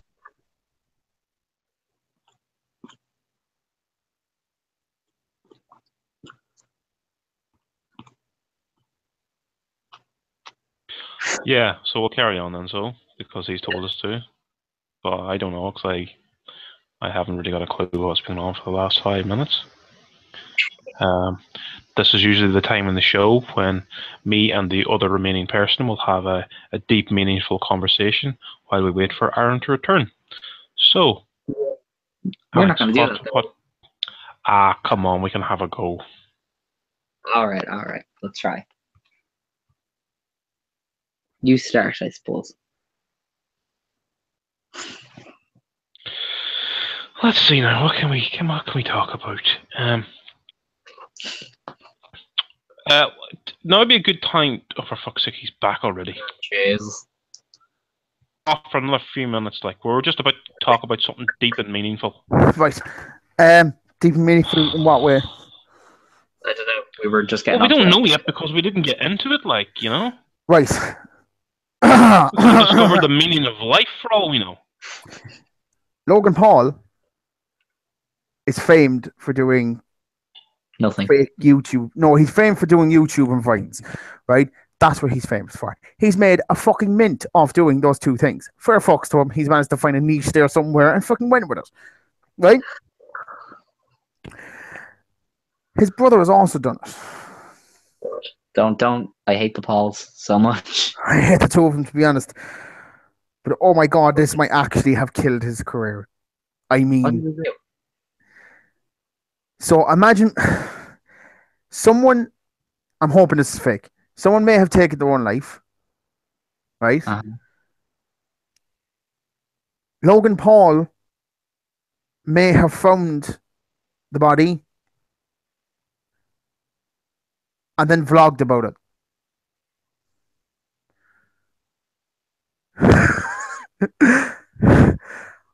Fuck. I am hoping that's fake. Where are you seeing this? There's a YouTube, two YouTube lads that I watch called ETC and Elliot. Elliot ETC is the thing you need to look for. He's not mentioned any news, but like when did the story break? It was 40 minutes ago. He put these tweets up. Break. So just go on to Elliot ETC, search for him on Twitter, and he's put up tweets in the last hour about it. Go again there. Yeah, Elliot. Oh, yeah, dead body. Oh, Elliot. I know. Yeah. Elliot Imagine what? Elliot ELIOT ETC.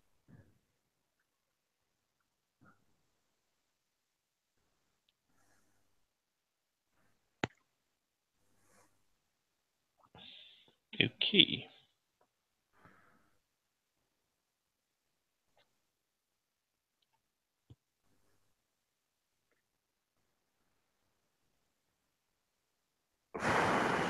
Please say it's fake. His career's done now.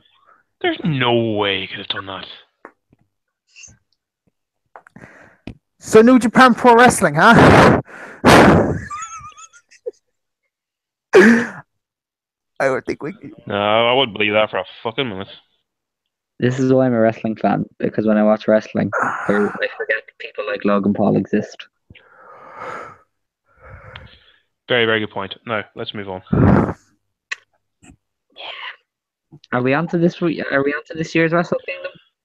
Or I don't know, lads. I've been waiting till I heard the Alex. words Wrestle Kingdom before I can respond. Alex, who are the former What? owners of New Japan? Because that's build up to it. Former owners? Yes. You mean Who, after Inoki? so who After founded it? Inoki? Who founded New Japan, and then who kind of owns it now? Just sort of, because I know there's not been a lot of owners there. Kind of like, so. Yeah, if I'm correct, it would have been Inoki, and then that was taken over by Guido and Jado. In depth as usual. I don't think your man Guido actually owns it. I can't remember the name of your man that runs it. Doesn't it? He books it. But like the fella who runs it doesn't really take much of a wrestling stance. He's just a business person, and I think he has something to do with TV Asahi as well, who kind of own New Japan. Oh yeah, it's actually TV. The fucking Asahi people, they own most of it.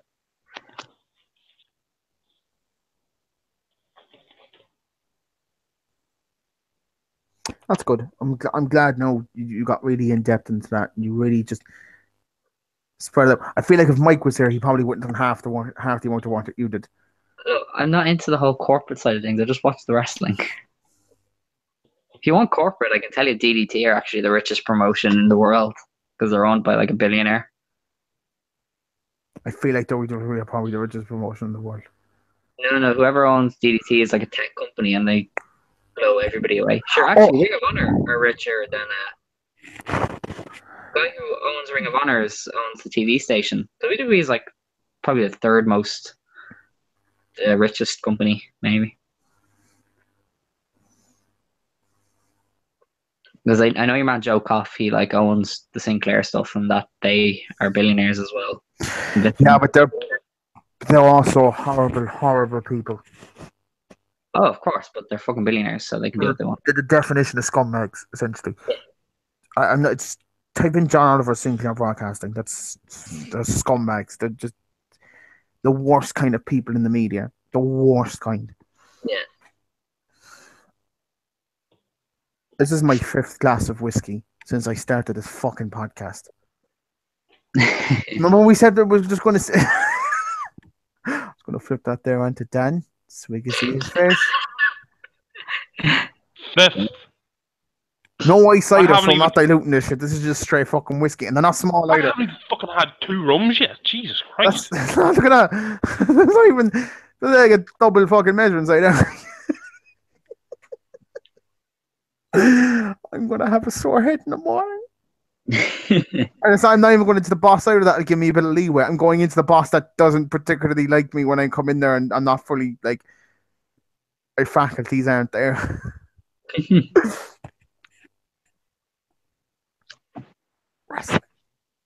Happy New Year. Happy New Japan year. Ah, fucking get out. Right. That was the whole fucking point of this. That's the whole point of this episode. It's New Year's Day. Right. I'm going to get into the New Japan camp. Right. So we kind of got a brief over history of who they are and shit. This has been an absolute fucking disaster. Brief. I would have kept it very brief. Something to give people information, and because I'm like, I want to give people information on the fucking thing, so at least then they'd know. All right, so I'm going to start with this, but maybe I might go back to the older shit with Hulk Hogan. Actually, anybody who wants to know will watch Wrestle Kingdom 12, and then we'll just not watch it after that. You know, people need to look up Hulk Hogan against Muta in Japan. That's how I figured out about fucking Japanese wrestling. That's how I started looking at Japanese wrestling. Can we call Wrestle Kingdom XII? Just, you know. No. So, we're just going to just... For this year's is pretty stacked. There's a lot. There's pretty much all 5 matches. There's a lot of belts. 2 main events. There's 1 main event. There's 2 main events. There's 1 fucking main event. Depending on where you're from, there's 2 main events. You have Kenny Omega and Jericho in the main event, and then you have the title being defended somewhere in the middle of the card. Alright, look, fuck off. So basically, We start. You're I gonna think, have so much fun with me beside you on Thursday. you know what? So I just gonna. So this rainmaker lad, does he actually make it rain? Like, Yeah. is there actual precipitation? Is there actual precipitation in the building when he does come out? Yeah, if he goes to Africa, he could save millions. Maybe with the women in the crowd. That could be. Alex shit cannot. I like that one. I like out of everything you've said today, that's the best thing you've said. Basically, I'd say the card will start with the junior tag title match, which is Aaron's favorite tag team, the Young Bucks, against Roppongi 3K. So, a little backstory on that match is the Young Bucks are part of the Bullet Club, of course. They are record 6-time junior heavyweight tag title holders. The match is going to be flippy shit. Roppongi 3K are the new tag team on the scene. Rocky Romero manages them. It's going to be a good match, full of flips. Not much else you need to know. Just watch the dang match. If you want to get pissed off for 20 minutes, there you go. It won't go 20. It'll go 12, I'd say. It'll be open the card. Well, according to Wikipedia, they're not. But whatever. Oh no, the Rambo will open the card, but like that, you know. Can we just go through it quick? Right, I'm going to go through the card quick, right? I'm going to hit the high points of this card. Fair enough? Okay. But like, Dan was saying he wants to know all of them. So what we'll do is, right, we'll go through the card quick. We'll go through the main matches, your Omegas and Jerichos, your Okadas and Naitos and shit like that. And then if Dan wants to know about a specific match, if anyone in the comment section wants to know about a specific match, we'll go through that, all right? Fair enough? Just one question. I'm assuming the pay-per-view doesn't last 6 hours, does it? I'll definitely go 4 at least. I know last year's went to about 4.5. Do you know what's hilarious? Can I just find out something? People who complain about WWE WrestleMania being 4 hours are the same people who sit down and watch New Japan for 4 hours. Yeah, WrestleMania is 7 at this stage.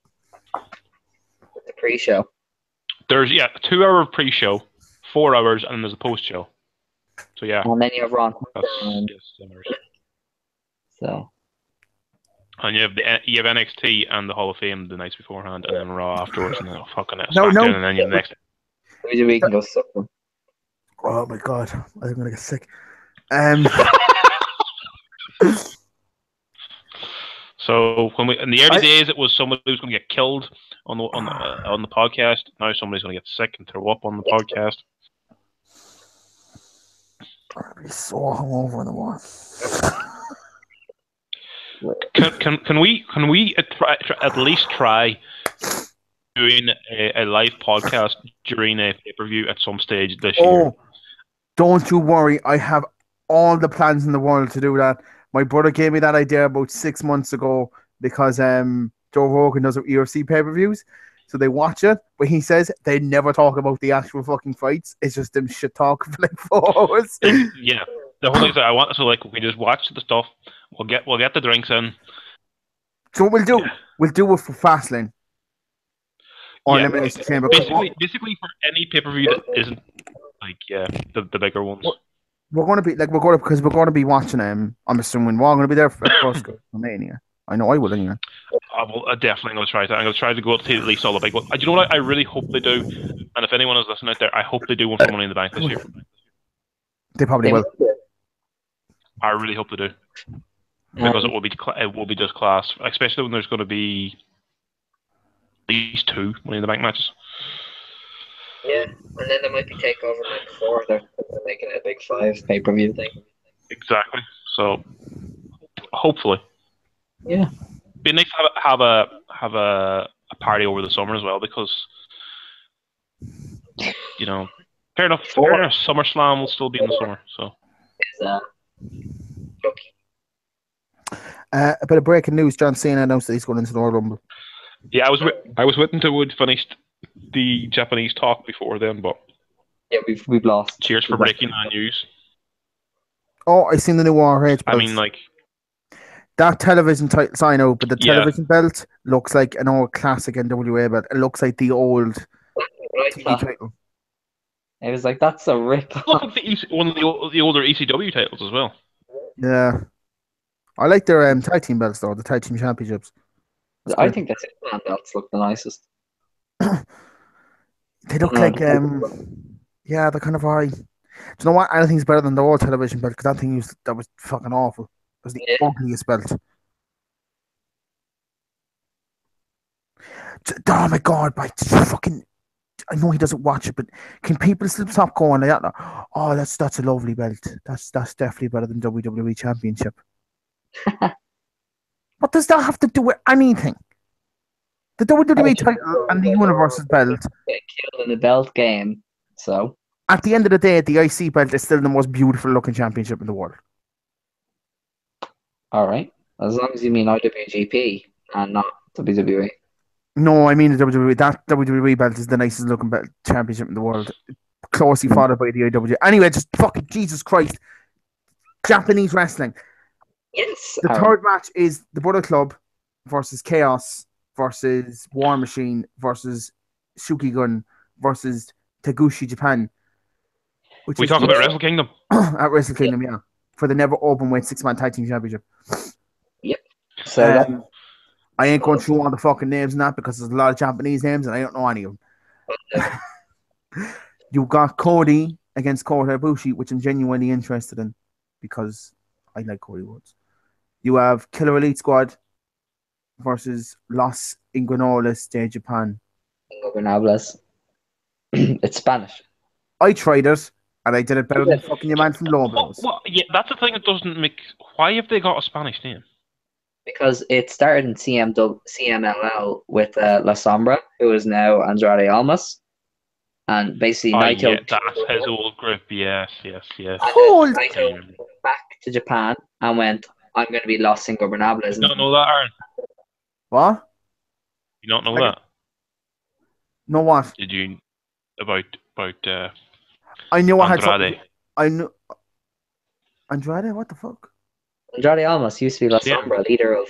Oh yeah, kind of. Los Ingobernables. This match is fucking mental.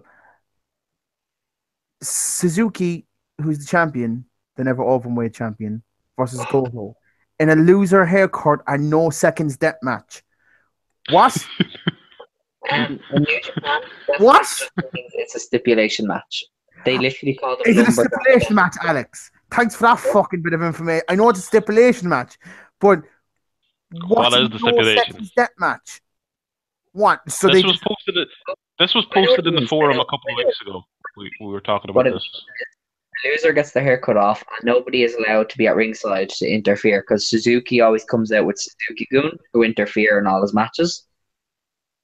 And so they're not allowed at ringside, and whoever loses gets his hair cut. Which one has the longer hair? Goto. Wait, so he's probably losing. So Suzuki's bald, isn't he? No, he has stuff. He's like corner. I wouldn't say. I put it this way: him cutting his hair wouldn't be a big loss for him. Put it that way. It's basically for Goto. It's more so for Goto. You got Mary Skrull versus Takahashi, Kushida, and Will Ospreay for the junior heavyweight belts. That should be a decent match. You've got Tanahashi versus Jay White for the Intercontinental Championship. You've got Omega versus Jericho for the new Jericho, and possibly my hero in Jim Cornette. Please say he pops out, right, Dan? If he comes out, if Jim Cornette comes out, please record his reaction. I've seen it already, so I'll not. Then I can't react. No, I want both of your reactions, but I mainly just want Alex's reaction and sort of Amy's reacting to Alex at the fact that this is happening. So, I think I'll make sure to do that. Yeah, and the last match is Okada versus Naito. Yes. So, any matches that take your interest there, Dan, that you want some backstory on? Well, the hair match, I'm kind of wondering why that's come about, because usually when a hair match is a stipulation, like Um, when WWE's versions of hair matches have been questionable. So I'd like to understand how the Japanese are doing it. why it came about. Yes, it wasn't over a Head and Shoulders commercial, was it? Oh my god! Shoulders in Japan. You don't know that. You don't know they don't have Head and You don't Shoulders. get the reference. Anyway, Does yeah, it get, so hold on a second. Do you actually get the reference? Please say you get the reference. I do. Yeah, they did the fucking your man in WWE feuded with was it Chris Jericho and Booker T? It was Edge and Booker T. I Jesus. was close. But the reference, You though, weren't the whole close point at was. all! Anyway, I need another whiskey.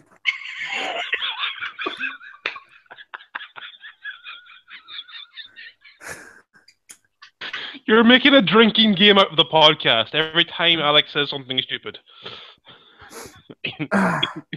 I'm pretty well on it with this point as well, so work's gonna be 4 in the morning.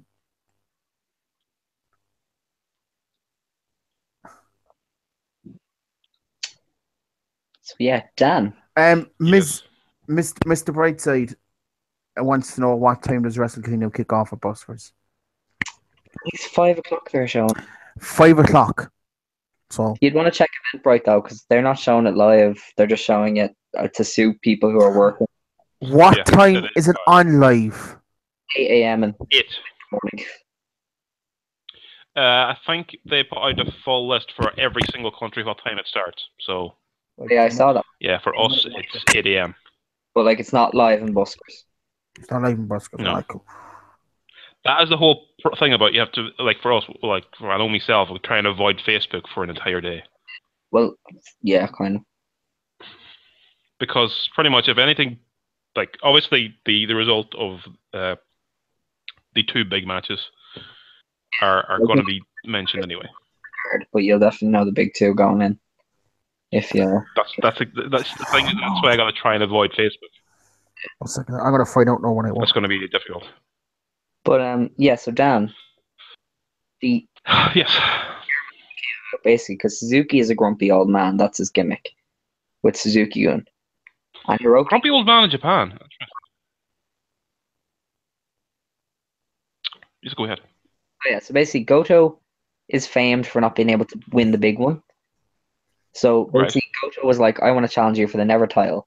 And Suzuki said, you're not worth my time, piss off. And so Goto just kind of went, I'm going to put my hair on the line to get that belt away from you because I'm sick of you and Suzuki-gun having it. And basically Suzuki went, okay, fine then. And I won't have Suzuki-gun, I'm going to beat you one-on-one, mano a mano, and then I'll take your hair. Because in Japan, apparently, like, your hair is really important to your identity. So, like, it Yes. putting your line is a huge thing. So it just gave stakes to a match that otherwise would just be too See, kind of. that makes a hell of a lot more sense than anything WWE have ever done.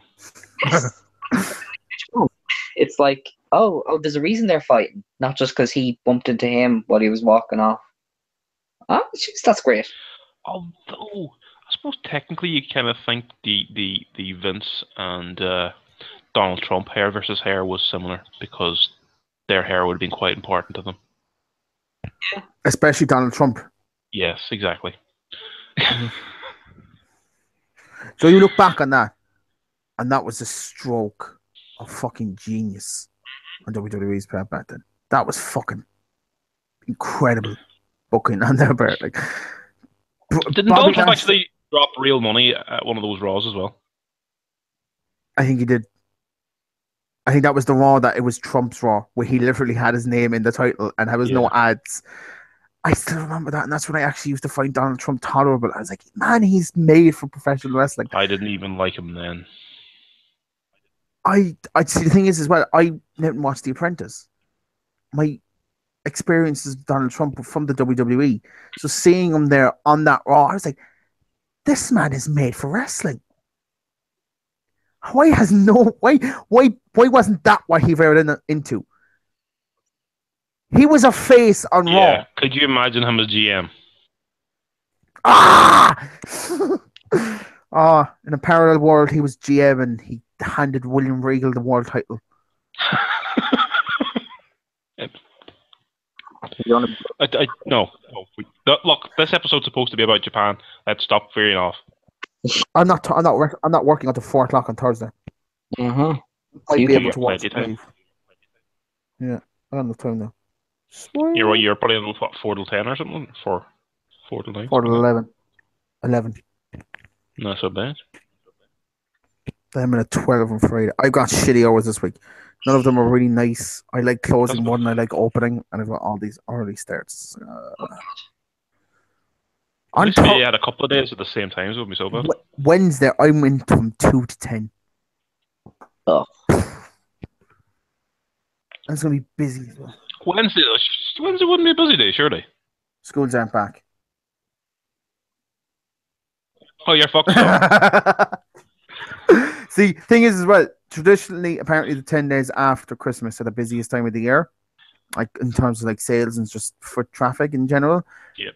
But it ends because the last 2 days are usually the weekend, and then the Monday after it, schools are back. So it dies. Yeah. We won't have that luck this year because New Year's Day and Christmas Day both fell on a Monday. So it's a whole 2 weeks of fucking bullshit.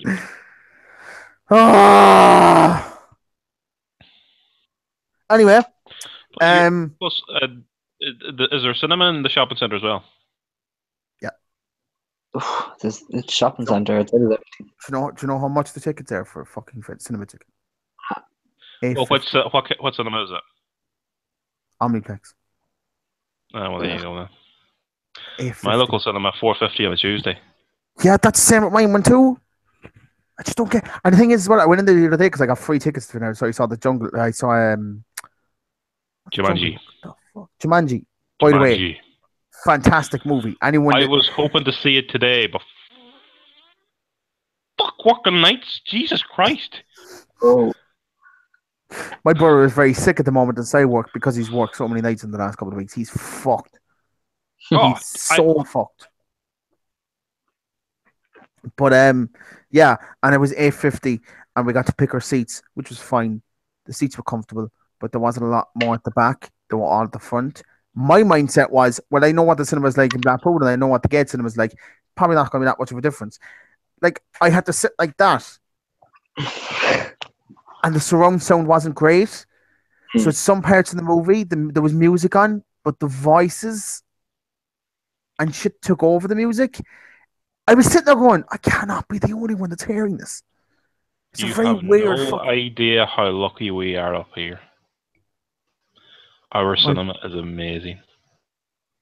Oh, we have two private screens that have motorized seats, and if you go on a Tuesday, you can sit in there for €8 on motorized seats that recline. Dublin is a shithole. I was up there not 3 weeks ago. I'm not going to a cinema in Dublin where I have to pay €12 for a normal ticket. Yeah. Cine World.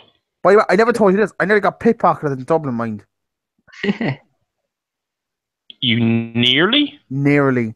Someone was walking past me. They were walking towards me, and they managed to hook onto my pocket with their finger. Coming from behind me, I will give them the benefit of the doubt. Coming in front of me, no. There's a lot of work has to go into hooking onto someone's pocket from walking in front of you. I just kind of looked at him and he just walked off as he was Romanian, and I was just like, okay, that was odd. That was very weird.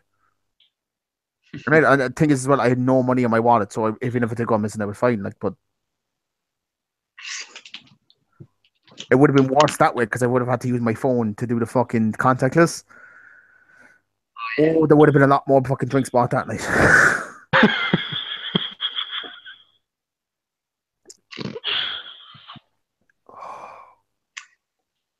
Anyway, Dan.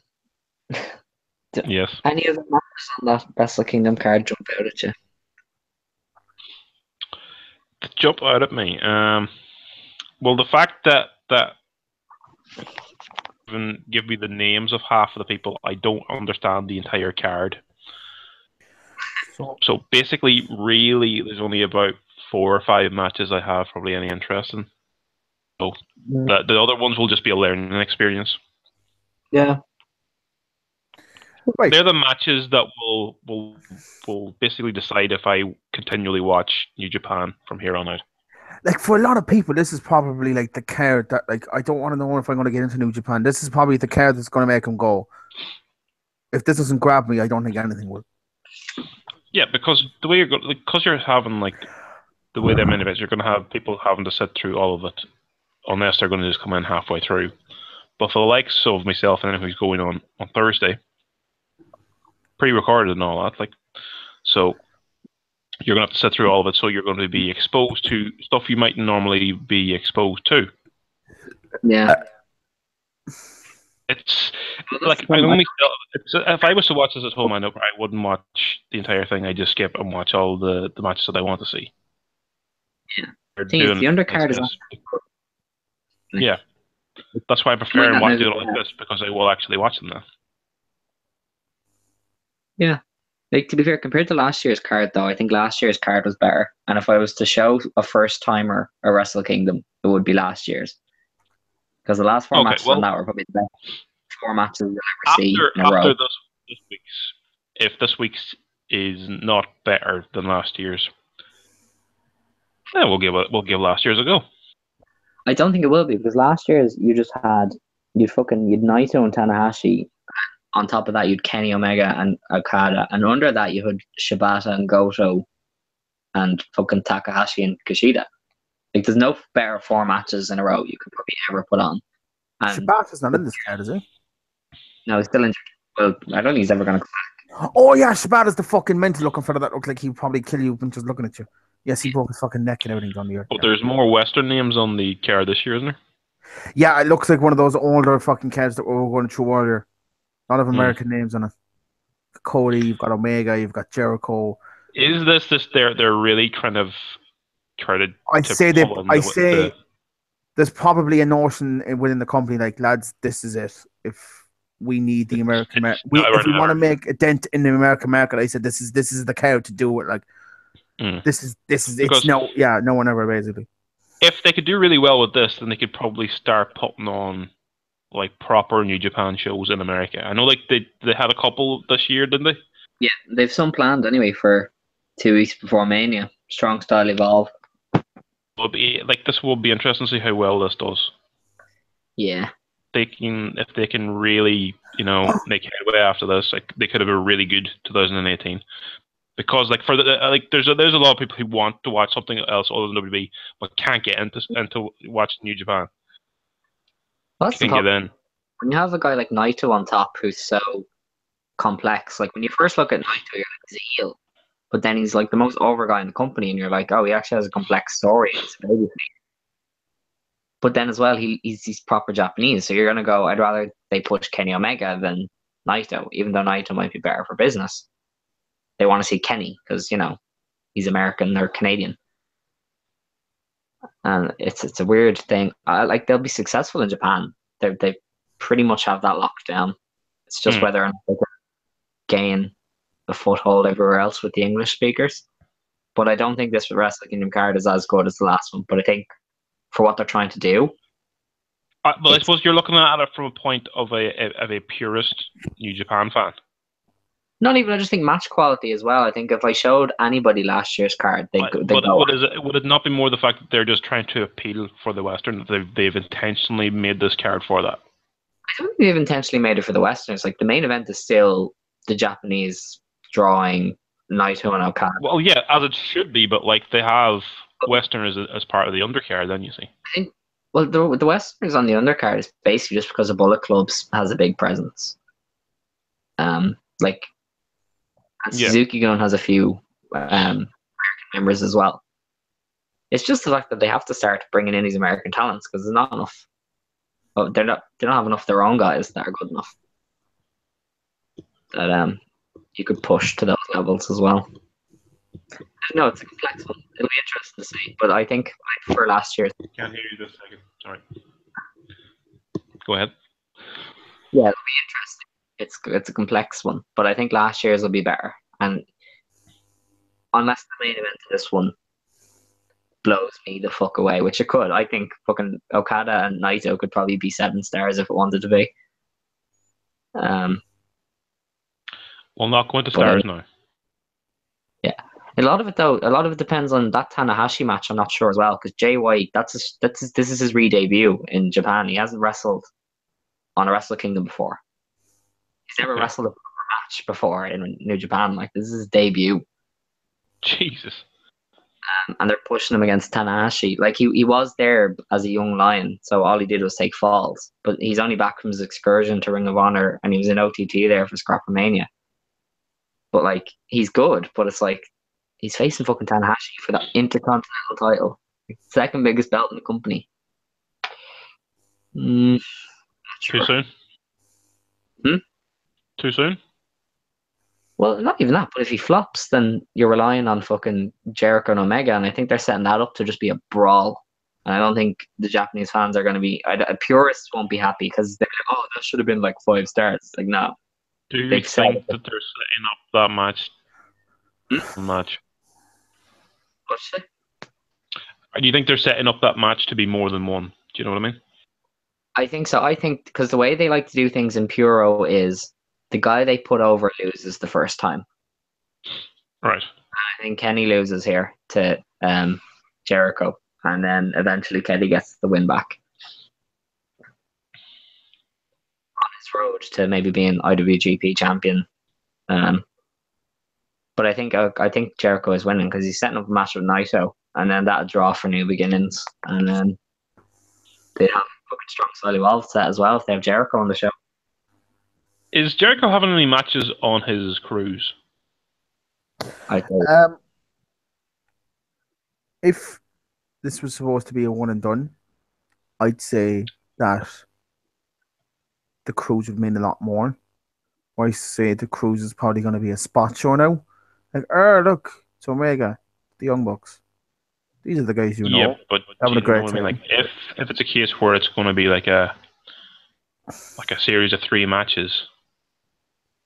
See, that's what I was trying to say.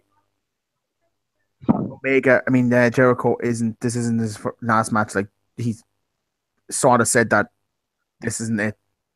There's a couple coming. Yeah. If I'm coming here, there's a handful of matches I'm doing. I have a feeling this might be his only one against Omega, maybe. But maybe one of two. I'm not so sure. No, if they have 3, yeah, fine, Grant. It's probably expected depending on how this ends as well. Because if he beats Omega, I might die. Right. If he does it with Jim Cornette by his side. Oh my god! If I wake up in the morning, right, and I see Jim Cornette walking down beside, I know. What if Jim Cornette screws him? Omega's about to line up the end of it or something. The referee's out and Jim Cornette hits him with a racket. I'm too drunk for this. We've lost Alex. Oh, the smell of this whiskey is how good that moment be. Can you imagine if he does it? Can you imagine if he does it? I'll actually go up. I'll not go to work that day. I'll go up to Dublin just to stand in front of the bar. Just wait for that match to come up. Me just going. You know he won there, lads. But I say they'd probably go through the heavy hitters as well. Jericho against Omega, Okada, Tanahashi, Naito. You could not do him and Tanahashi. They're both like in their 40s. That'd be very bad. Jericho and Okada would be a good match. Jericho and Okada would be great. You know, I think that's what Jericho needs as well, because in character development, Jericho has been at the top of his form for the last fucking 18 months. That's been great. But I think he not needs, but it would be nice for him to get a couple of fucking great matches to look back on, not just say he peaked in 2008. Yeah. I mean, To be fair, he had a great 2017. He did, In but terms of in-ring that's what I'm trying to say. Like in ring work, yeah, no, but in characters and shit like that, probably the most memorable year. But he did have some very good matches. He did have some very good matches this year. very good. They good, but it Last wouldn't year. go. Well, like- just like since Because even the Kevin Owens match at WrestleMania, you were like, that was decent. I wouldn't watch it again. It was decent. What one? The Kevin Owens match at Mania. Kevin Owens match was good, but I expected more. It's like it was decent, but the fact if the title, if there had been a title on the line,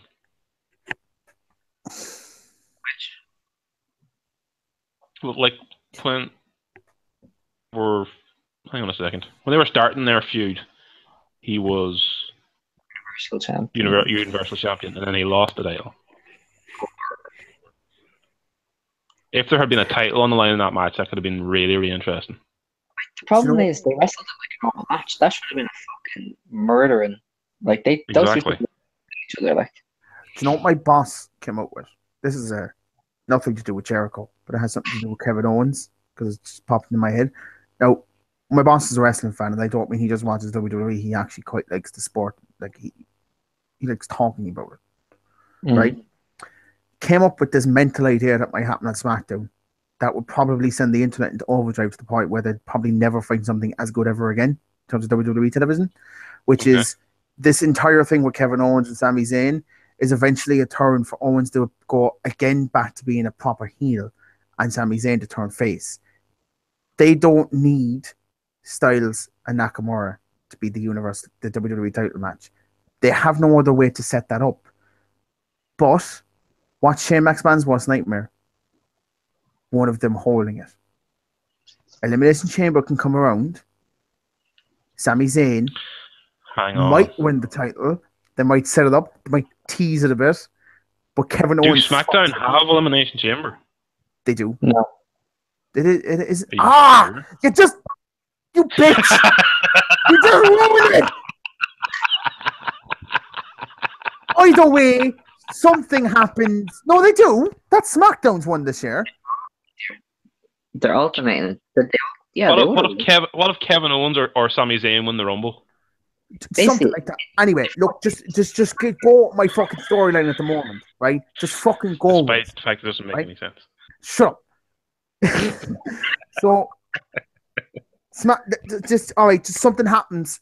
Sami Zayn nearly wins the WWE Championship, but Kevin Owens fucks him over, right? So there's sort of like dissension between the two of them for like maybe a week or two, and then Shane McMahon just goes, right, you say the two of your friends, say nothing can come between you,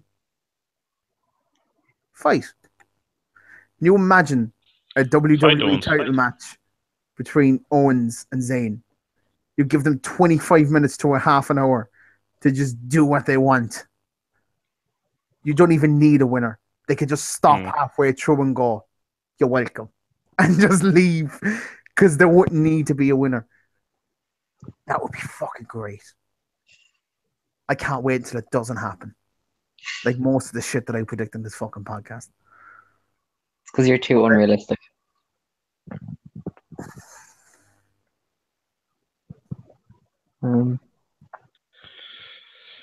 Is there any way that could actually happen? What? I'm just trying to think, is there any way for that to actually happen? But like, they're gonna go with Nakamura and AJ. They have to. The reaction that got out money. They can't not. Oh, but no, but like that's what I'm trying to say. They like if that's for the belt, great, fine. That's fucking all right, grand. That's the dream. But they don't need it to be for to be a universal or to be title. They don't need to be. I know what you mean. That match alone sells itself. Yeah, actually, the way I look at it now is if they have the title on the line between Nakamura and AJ, they're wasting a match because they could have that as a big match on its own and then have a title match as a separate match. Do you know, so they get two matches then, whereas they're kind of putting all their eggs in one basket if it's a title match, you know. Big matches. And to be honest, there's no other way those two would face each other because they're both faces. Let's see. Elimination Chamber is Raw, yeah, Fastlane. So yeah, the only other pay-per-view between now and WrestleMania for SmackDown is the Rumble and Fastlane. Fastlane. There's an elimination You'd have chamber to assume. For SmackDown, though. of SmackDown, but I heard Yeah, like Elimination Chamber is Raw. isn't there like a Fatal 4-Way or something planned for Fastlane? So it's like Owens Nakamura style. Yeah, there is, because the arena that's doing it put out the ad. That's why everybody knew that Owens and Sami Zayn weren't losing. That Zayn is advertised for that Facebook show next month. Yeah, I know he was advertised for that as well. That's why people were like, well, hang on, he's advertised for both things. Do you know what makes it even stupider though? Is Daniel Bryan picked him for it. It's like, do you not like like? So while he was in the middle of the match, he's like, shit, I need to make sure that he makes it.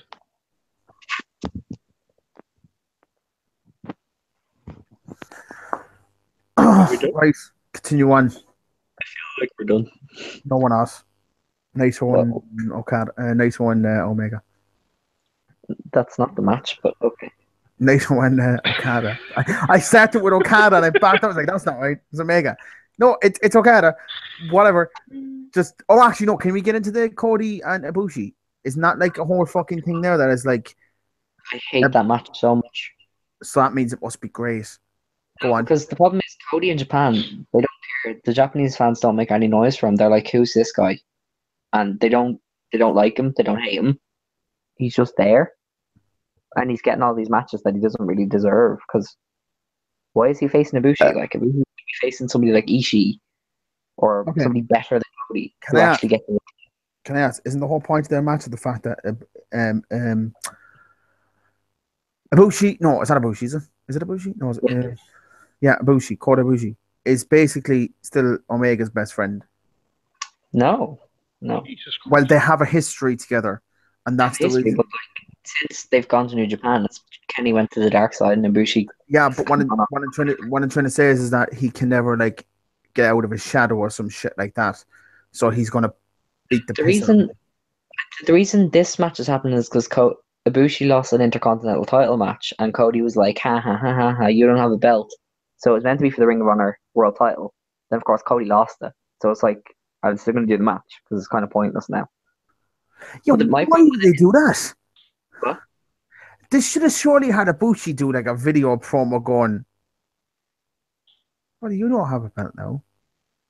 I mean, I'm probably going to beat the piss out of you, but you still don't have a belt now.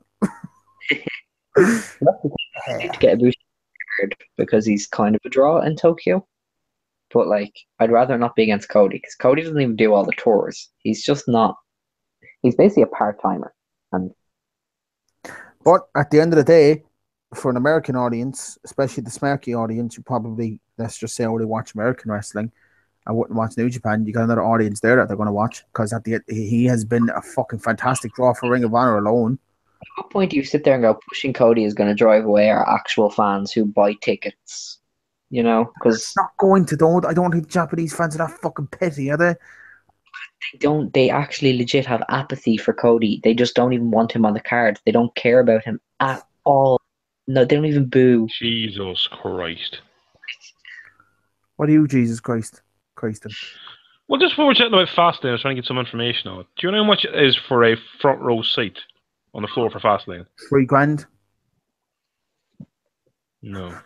Fastlane, for fuck's sake. It's WWE, for fuck's sake. Yeah, still. $1,015 and you have to buy two of them. You can't buy just one. So $3,000. If you have to buy two of them and not one, I was technically right. Well, if you wanted to, go ahead. Well, 1,015, so that's only 2,000. But then again, that's probably not including freaking taxes and charges because, well, it's an American website. That's just outrageous. So we do. 4-7. So that's along the ramp, you see. Prime. Expensive. Floor 2. So We're the same, fuck's sake. Right, anything else that we need to get to? Because Naito and Okada.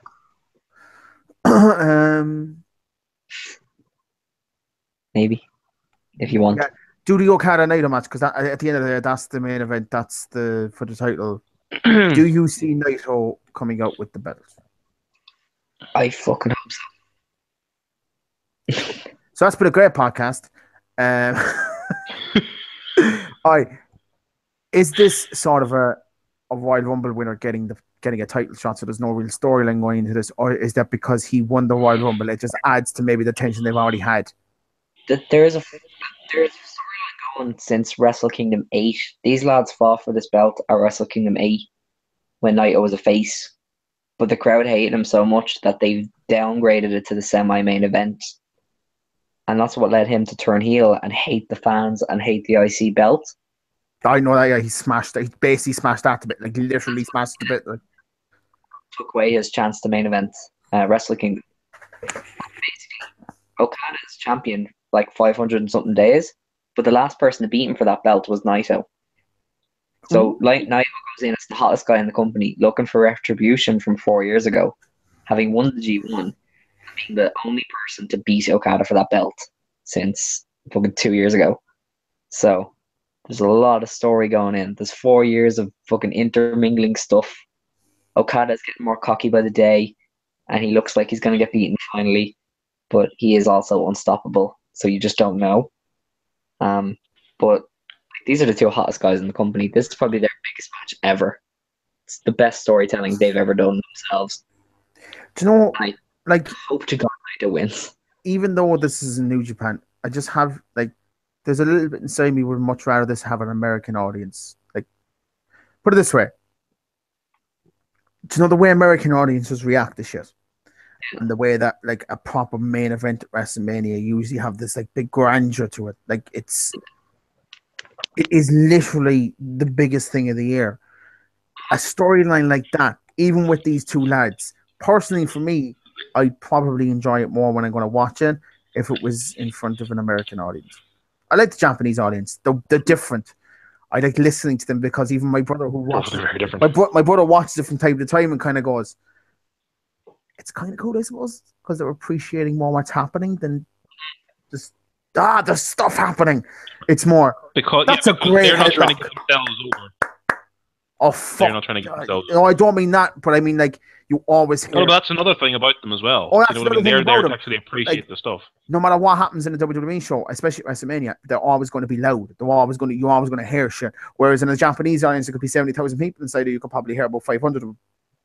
At a time. But the other thing is, the New Japan crowd will react accordingly to a match. Happens, they'll properly react to it, and when something good happens, they'll react and clap. So they're definitely more appreciative to what's happening in the ring. I'm just saying. Whereas the WWE cool crowd will be like, if they don't like it, they'll go, "This is boring," or if they do like it, they'll go, "This is awesome." Do you know what I mean? Oh no, but I mean, if put in the same circumstances, everyone loves Naito. They're starting to sort of see that Okada's a bit of a prick because he seems like he's untouchable.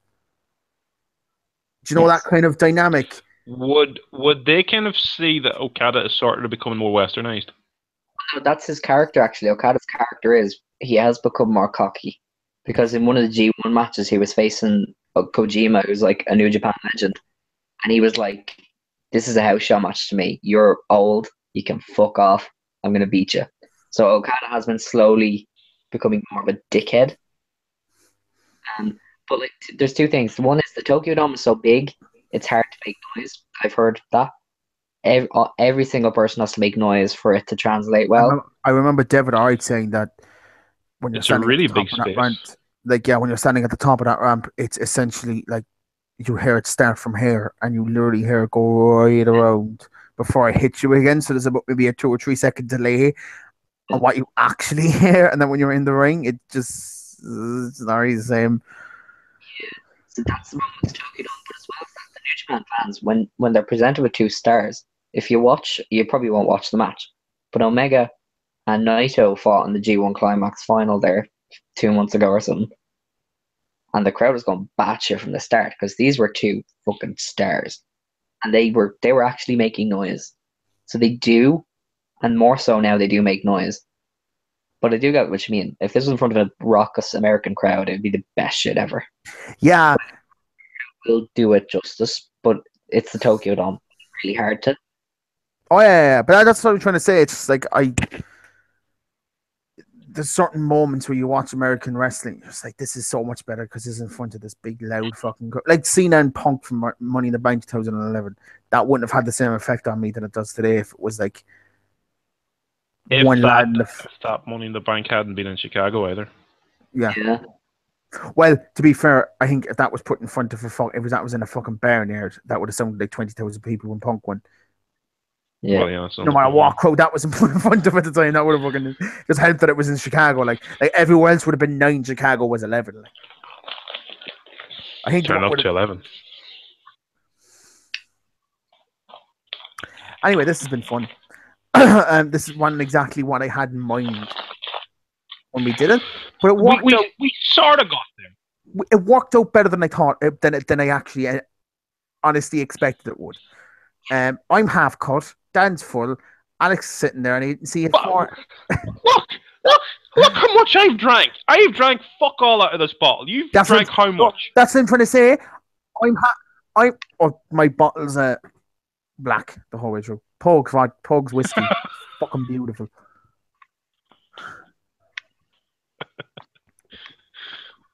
Is that Shane McGowan doing personal recipe? I don't know, but it's fucking lovely. It's got this is the first whiskey that I ever tasted honey off it. Like a strong taste of honey off the aftertaste. Like it's really, really fucking nice. Right, Is it... Oh well, my alcoholism's gonna kick in earlier than I expected. So this has been fun. Genuinely fun. I will do this again. But I said next time we're gonna do it on probably CCW. Ooh. For the simple, as I said, this is for the forum. OTT is pointless because 99% of the forum watches it. WWE. I'm still gonna go out on a limb that the OTT is popular because of the forum. Yeah. Well, yeah, no, it could be. It could be. I would say if you ask two. The rise of the forum and the rise of OTT are fairly similar. Yeah, so you have that. But I'd like to do one in CCW. Yeah. Excuse me. But I'm going to try and get someone from there on from the start. Keane or Mr. Callahan. I don't think they would do it, to be honest. There's only two people We're not big enough to be getting on big stars. There's only two people I know from that entire roster that have been there legitimately from day one. I mean, we struggle to get Keane on most of the time. There's only two people that I know have been there from the start. Marion Armstrong has had a hand in that place since it opened, be it as just generally there as a fan, or there as a ring announcer, or a wrestler, or fucking something. He's been there from the fucking start, and obviously Lee. Bingo's been there from the start, but I doubt he'd fucking come on. So I'm going to try and get somebody from Cork to come on. Although Bingo somebody might you're just be friendly nice. with would be a good start. Essentially, yes. Essentially, that's what I'm hoping for. But we wanted that for another couple of months. But there's not a lot of these things we can do, so I'm going to space them out as much as we can. We'll find stuff. We'll probably do one on fucking Dragon Gate next. Who knows? I kind of want to do it though, and like, there's a reason why we done this. Wrestle Kingdom's on. Yeah, that's what I mean. We need to have a proper reason for it. Yeah, I'd much rather a proper reason. Like, Wrestle Kingdom's on this time. Maybe CCW might get, I don't know, fucking John Cena for a fucking show in a couple of months. Nobody knows. The Super Strong Style. Maybe WF. We'll do one for Progress before that big fucking show at Wembley Arena. That's when we'll do one for Progress. That's a good one. Yeah. So if Amy, if you watch this at all, you better be fucking on for that one. We'll pre-book things. We'll try. Like, in all fairness, this one was kind of, we were depending on Mike, and then when Mike couldn't Yeah. We had to try and reschedule. Whereas, well, no, it's not exactly a guarantee that all four of us will always be able to do a show, but we should be able to arrange to be able to do a show for that. No, we will, and if we start talking about it like 2 months beforehand, we should have it done like the week beforehand at least.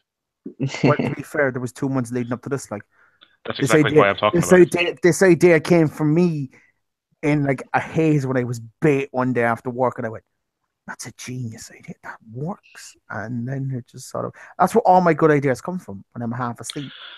Actually, just as an afterthought here, because we couldn't get Mike on this week, would it be possible to get Mike on next week to get his reaction? I'll ask him.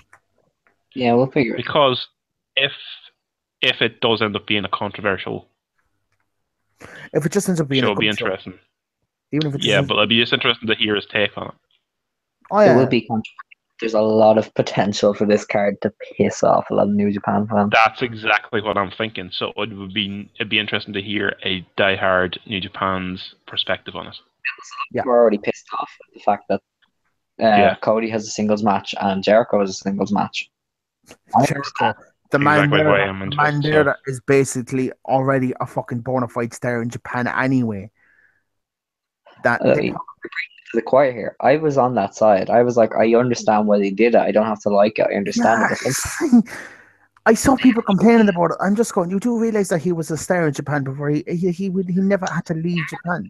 He wrestled some big names, but he wasn't a huge name. He wasn't a big star, but he was getting to that point before he joined ECW. He didn't need to leave Japan, put it that way. It's not like he was stagnating in Japan. He was still very, very young. He still could have been a fucking massive star there, but he wanted to be a star in America, so he went to America.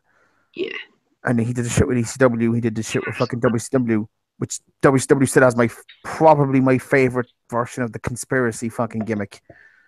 That R-Truth try to bastardize the fucking. It's a conspiracy. That R-Truth, so funny. It's a conspiracy. There was a spider on the ladder. There was a spider in the briefcase. The reason I can't go. He was trying to say I have a fear of heights, and he named the fear of spiders and rolled with it. Did any of you see the video WWE did with The Miz on like the photo shoot? I saw the bit when he was on about the shooting, talking smack. Yeah. That was very good. But like even when he was talking about like R-Truth and like how blatantly lied to him, going, yeah, that's grand. And John says like, tell him the truth.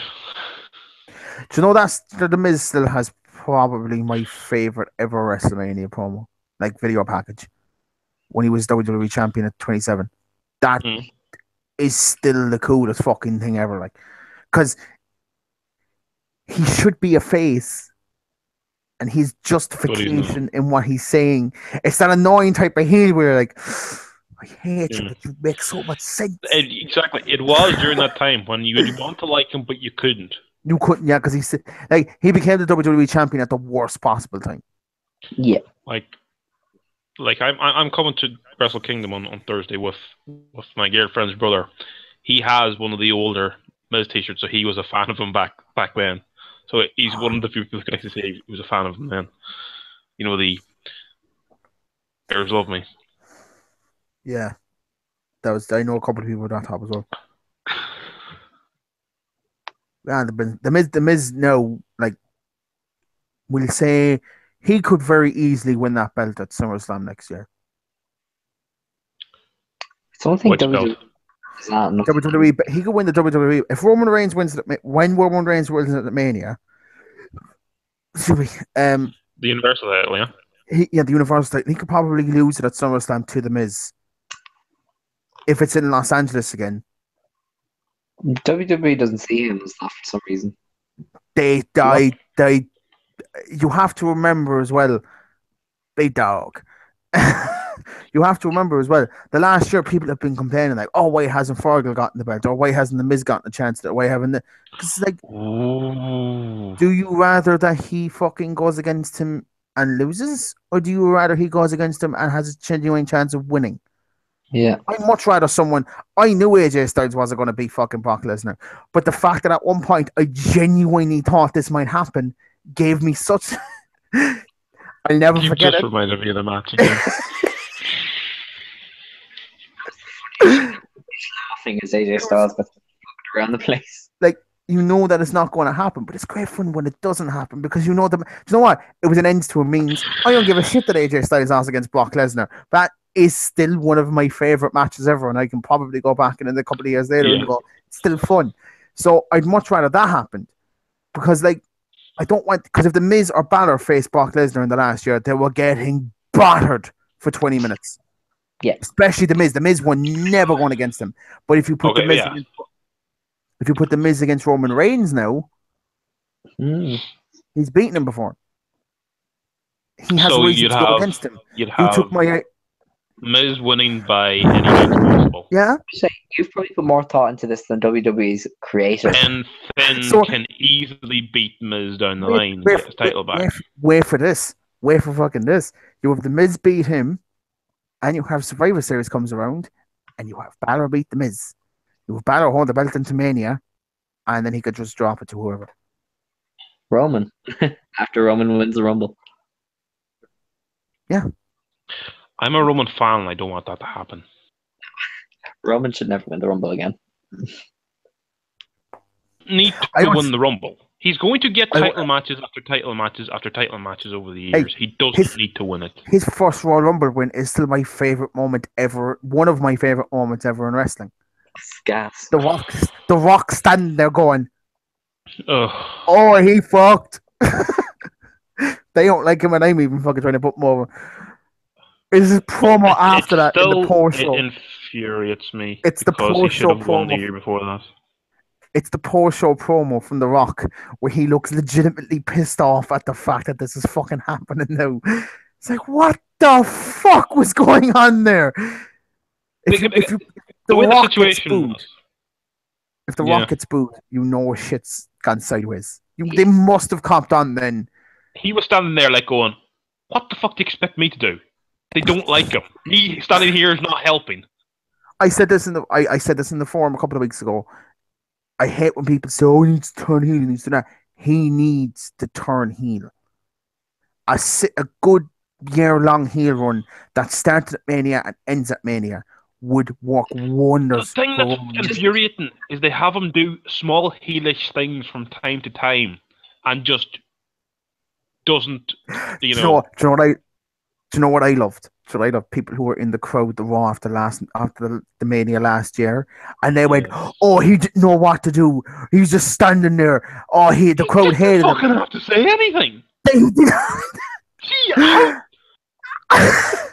You can't be that dense to think that WWE don't see the fact that they probably told him, "Don't say a fucking word. We have a Raw moment for decades." Of you just standing there for 10 minutes. All I had to do was just go, no.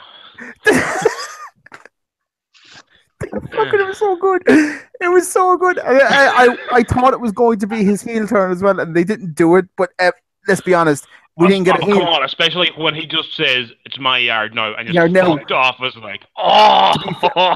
We didn't get a heel turn, but we did end up getting the fucking feud against Strowman. So I'm kind of okay with it. Yeah, because if we didn't have that, we wouldn't have ended up with the fatal four-way that happened later on. Yeah. Him not turning heel was a good thing, but fucking this year they better do it, bastards. Well, look, now the whole plan for the Shield is fucked up. They could probably turn him heel, and then they could bring him back as face later on when they reunite the Shield again. Or just, even if you could just do something stupid, like we could just join Triple H and Stephanie McMahon and go, "I didn't sell out what I bought in." Like, that's not that hard to fucking get it. They're just literally copying the Rollins thing. You can't do that. It needs to be original. But he didn't say that. He never said that. I'm more taking that from Jeff Jarrett when he joined Immortal. Right. See? WWE pick it from TNA. Then just have him. We're still live, are we? Oh, we're still live. We're going to be on live for another 15 minutes because I want this to be a proper 3-hour podcast. Because after this, I got to get out. Because I'm bait and I need something to eat before I go to sleep. Yeah, get a couple of coffees into you. Oh no, I'm gonna do with a hangover. God. Like all you need then to get the gimmick over with him being a heel now is become an MMA fighter, go into JoJo's with kids, and make him tackle kids. Double J, double MA. Double R, double MA. Drunk and tired. Best idea. Get off. But that's what Jared's gimmick was. Double J, double MA. Then you just, there you go. Oh. And then you have a Get gimmick off. for Roman. No. Just him going up to kids inside dojos going, ooh ah, just giving him a Superman punch. And turning around and giving him and turning around and giving him a spear. Reminded me of now. You know that there video somebody did made last year where basically every match and just killed the person and then just won, you know, that animated one. It's just that I can just see Oh, him yeah? going around just punching Random kids. And just taking their belts, like the karate belts off them. I'm a black belt now. In that animation, did Roman Reigns come out and beat the hell out of Goldberg's child? I think so, yeah. Have you not seen that video? I might have repressed that part. Oh my god. I'm nearly sure that's what happened, or is that what I hoped was going to happen? One of the two. I think that happened. Oh, this is do you know what? We don't need Amy. Amy's gone from the podcast. It's just the three of us now. It's less awkward these days. Yeah. This was the original anyway. I kind of want to kick her out of the chat without giving her any context to what's happening. But I feel like she might run all the way from Dublin and kick the shit out of me. So I'm just going to leave that off. Sometimes you probably just ban you then from the forum. Yeah, see, there you go. I can ban her from the chat, but she can get banned from the forum. I can get banned from the forum, so. Yeah, so which is more important to you? Let's be honest. We're just an annoyance to her. You could always come back under a fake profile. Oh! El Scosito. That's what I do. Escosito. El Scosito. Yes. Alright. I need to get back into wrestling. You say that every other podcast. Well, no, to be fair, I would have went back, but it's like I gotta wait for like the Christmas period to end and then it dies. So I can easily ask for like Thursday afternoon, Thursday nights off. I can't close Thursday. Just a random idea I had, and this is probably the stupidest time to come up with it. But would it be in any way interesting if they ever started a feud for like an OTT show in the forum? I know. Alright. At one point, Lee had something set up. I'm not gonna finish that. Well, there should have been a CCW. No, he put it on his Facebook profile. Yeah, there was supposed to be some fucking big show between CCW and MSW. And he wanted to do that before OTT came out, and it never happened. No, do you know what I mean? Like, I know what you mean. do you Yeah. like how Charlie Sterling posted in the forum there the other week? It would be a great start for them for like an Irish wrestler to kind of fire back at them. Yeah. Oh, that would be a cool idea. Yeah, it'd be a nice little nod then to all the OTT fans in the forum. Do you know what I mean? So the entire forum. Can we just point out how hilarious it was that fella put into the forum about getting free OTT and like CCW? Fucking hell. Do you know what? No, it was ICW and CCW. ICW, maybe I can give it a pass now. They've gotten big enough to the point where one lad pirating it, probably not a big deal. But CCW doesn't even fucking run big shows. They top off with 250 people. That's a fucking place you need to give them money to. He's just one step away from asking for a Chinese as well. Right. Oh yeah, but I go because my laptop's about to die. This has been fun. Yeah. This is a drunk Aaron telling you that I'm now able to start these podcasts by myself in future.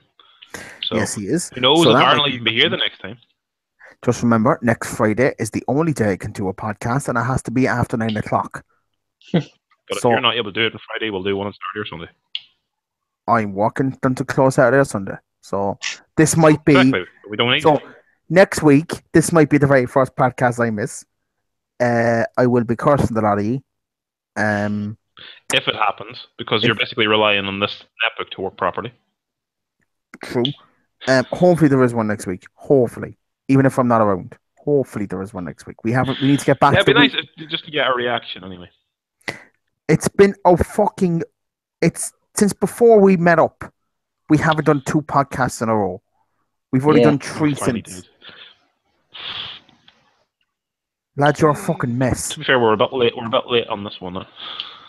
We were are supposed to do this one on Friday. But it was New Year, New Japan, which should be the name of the podcast. Yeah. Dan, will you change the name of this award-nominated IW video podcast, and then just after it, New Year, New Japan? Excuse me. No if you could also get that fucking Twitter up, that would be lovely. Yeah, I'll crack one out. That sounded wrong. I'll get a Twitter made. Yeah, I'll use the same email address that you use for the podcast, so then you can. Can you do whatever needs to be done? Yeah. I've got that email. I've got that email address attached to some really fucked up shit. That's a great idea. There's nothing. I don't think there's anything. Oh no, it's a PayPal account connected to it. That's about the thing. now that you have access to the fucking emails that come to it, there ain't going to be no more than a PayPal account connected to this. Right. This has been fun. I'm just going to end it now. So I'll wave goodbye to the camera again and just do it until it stops. Bye.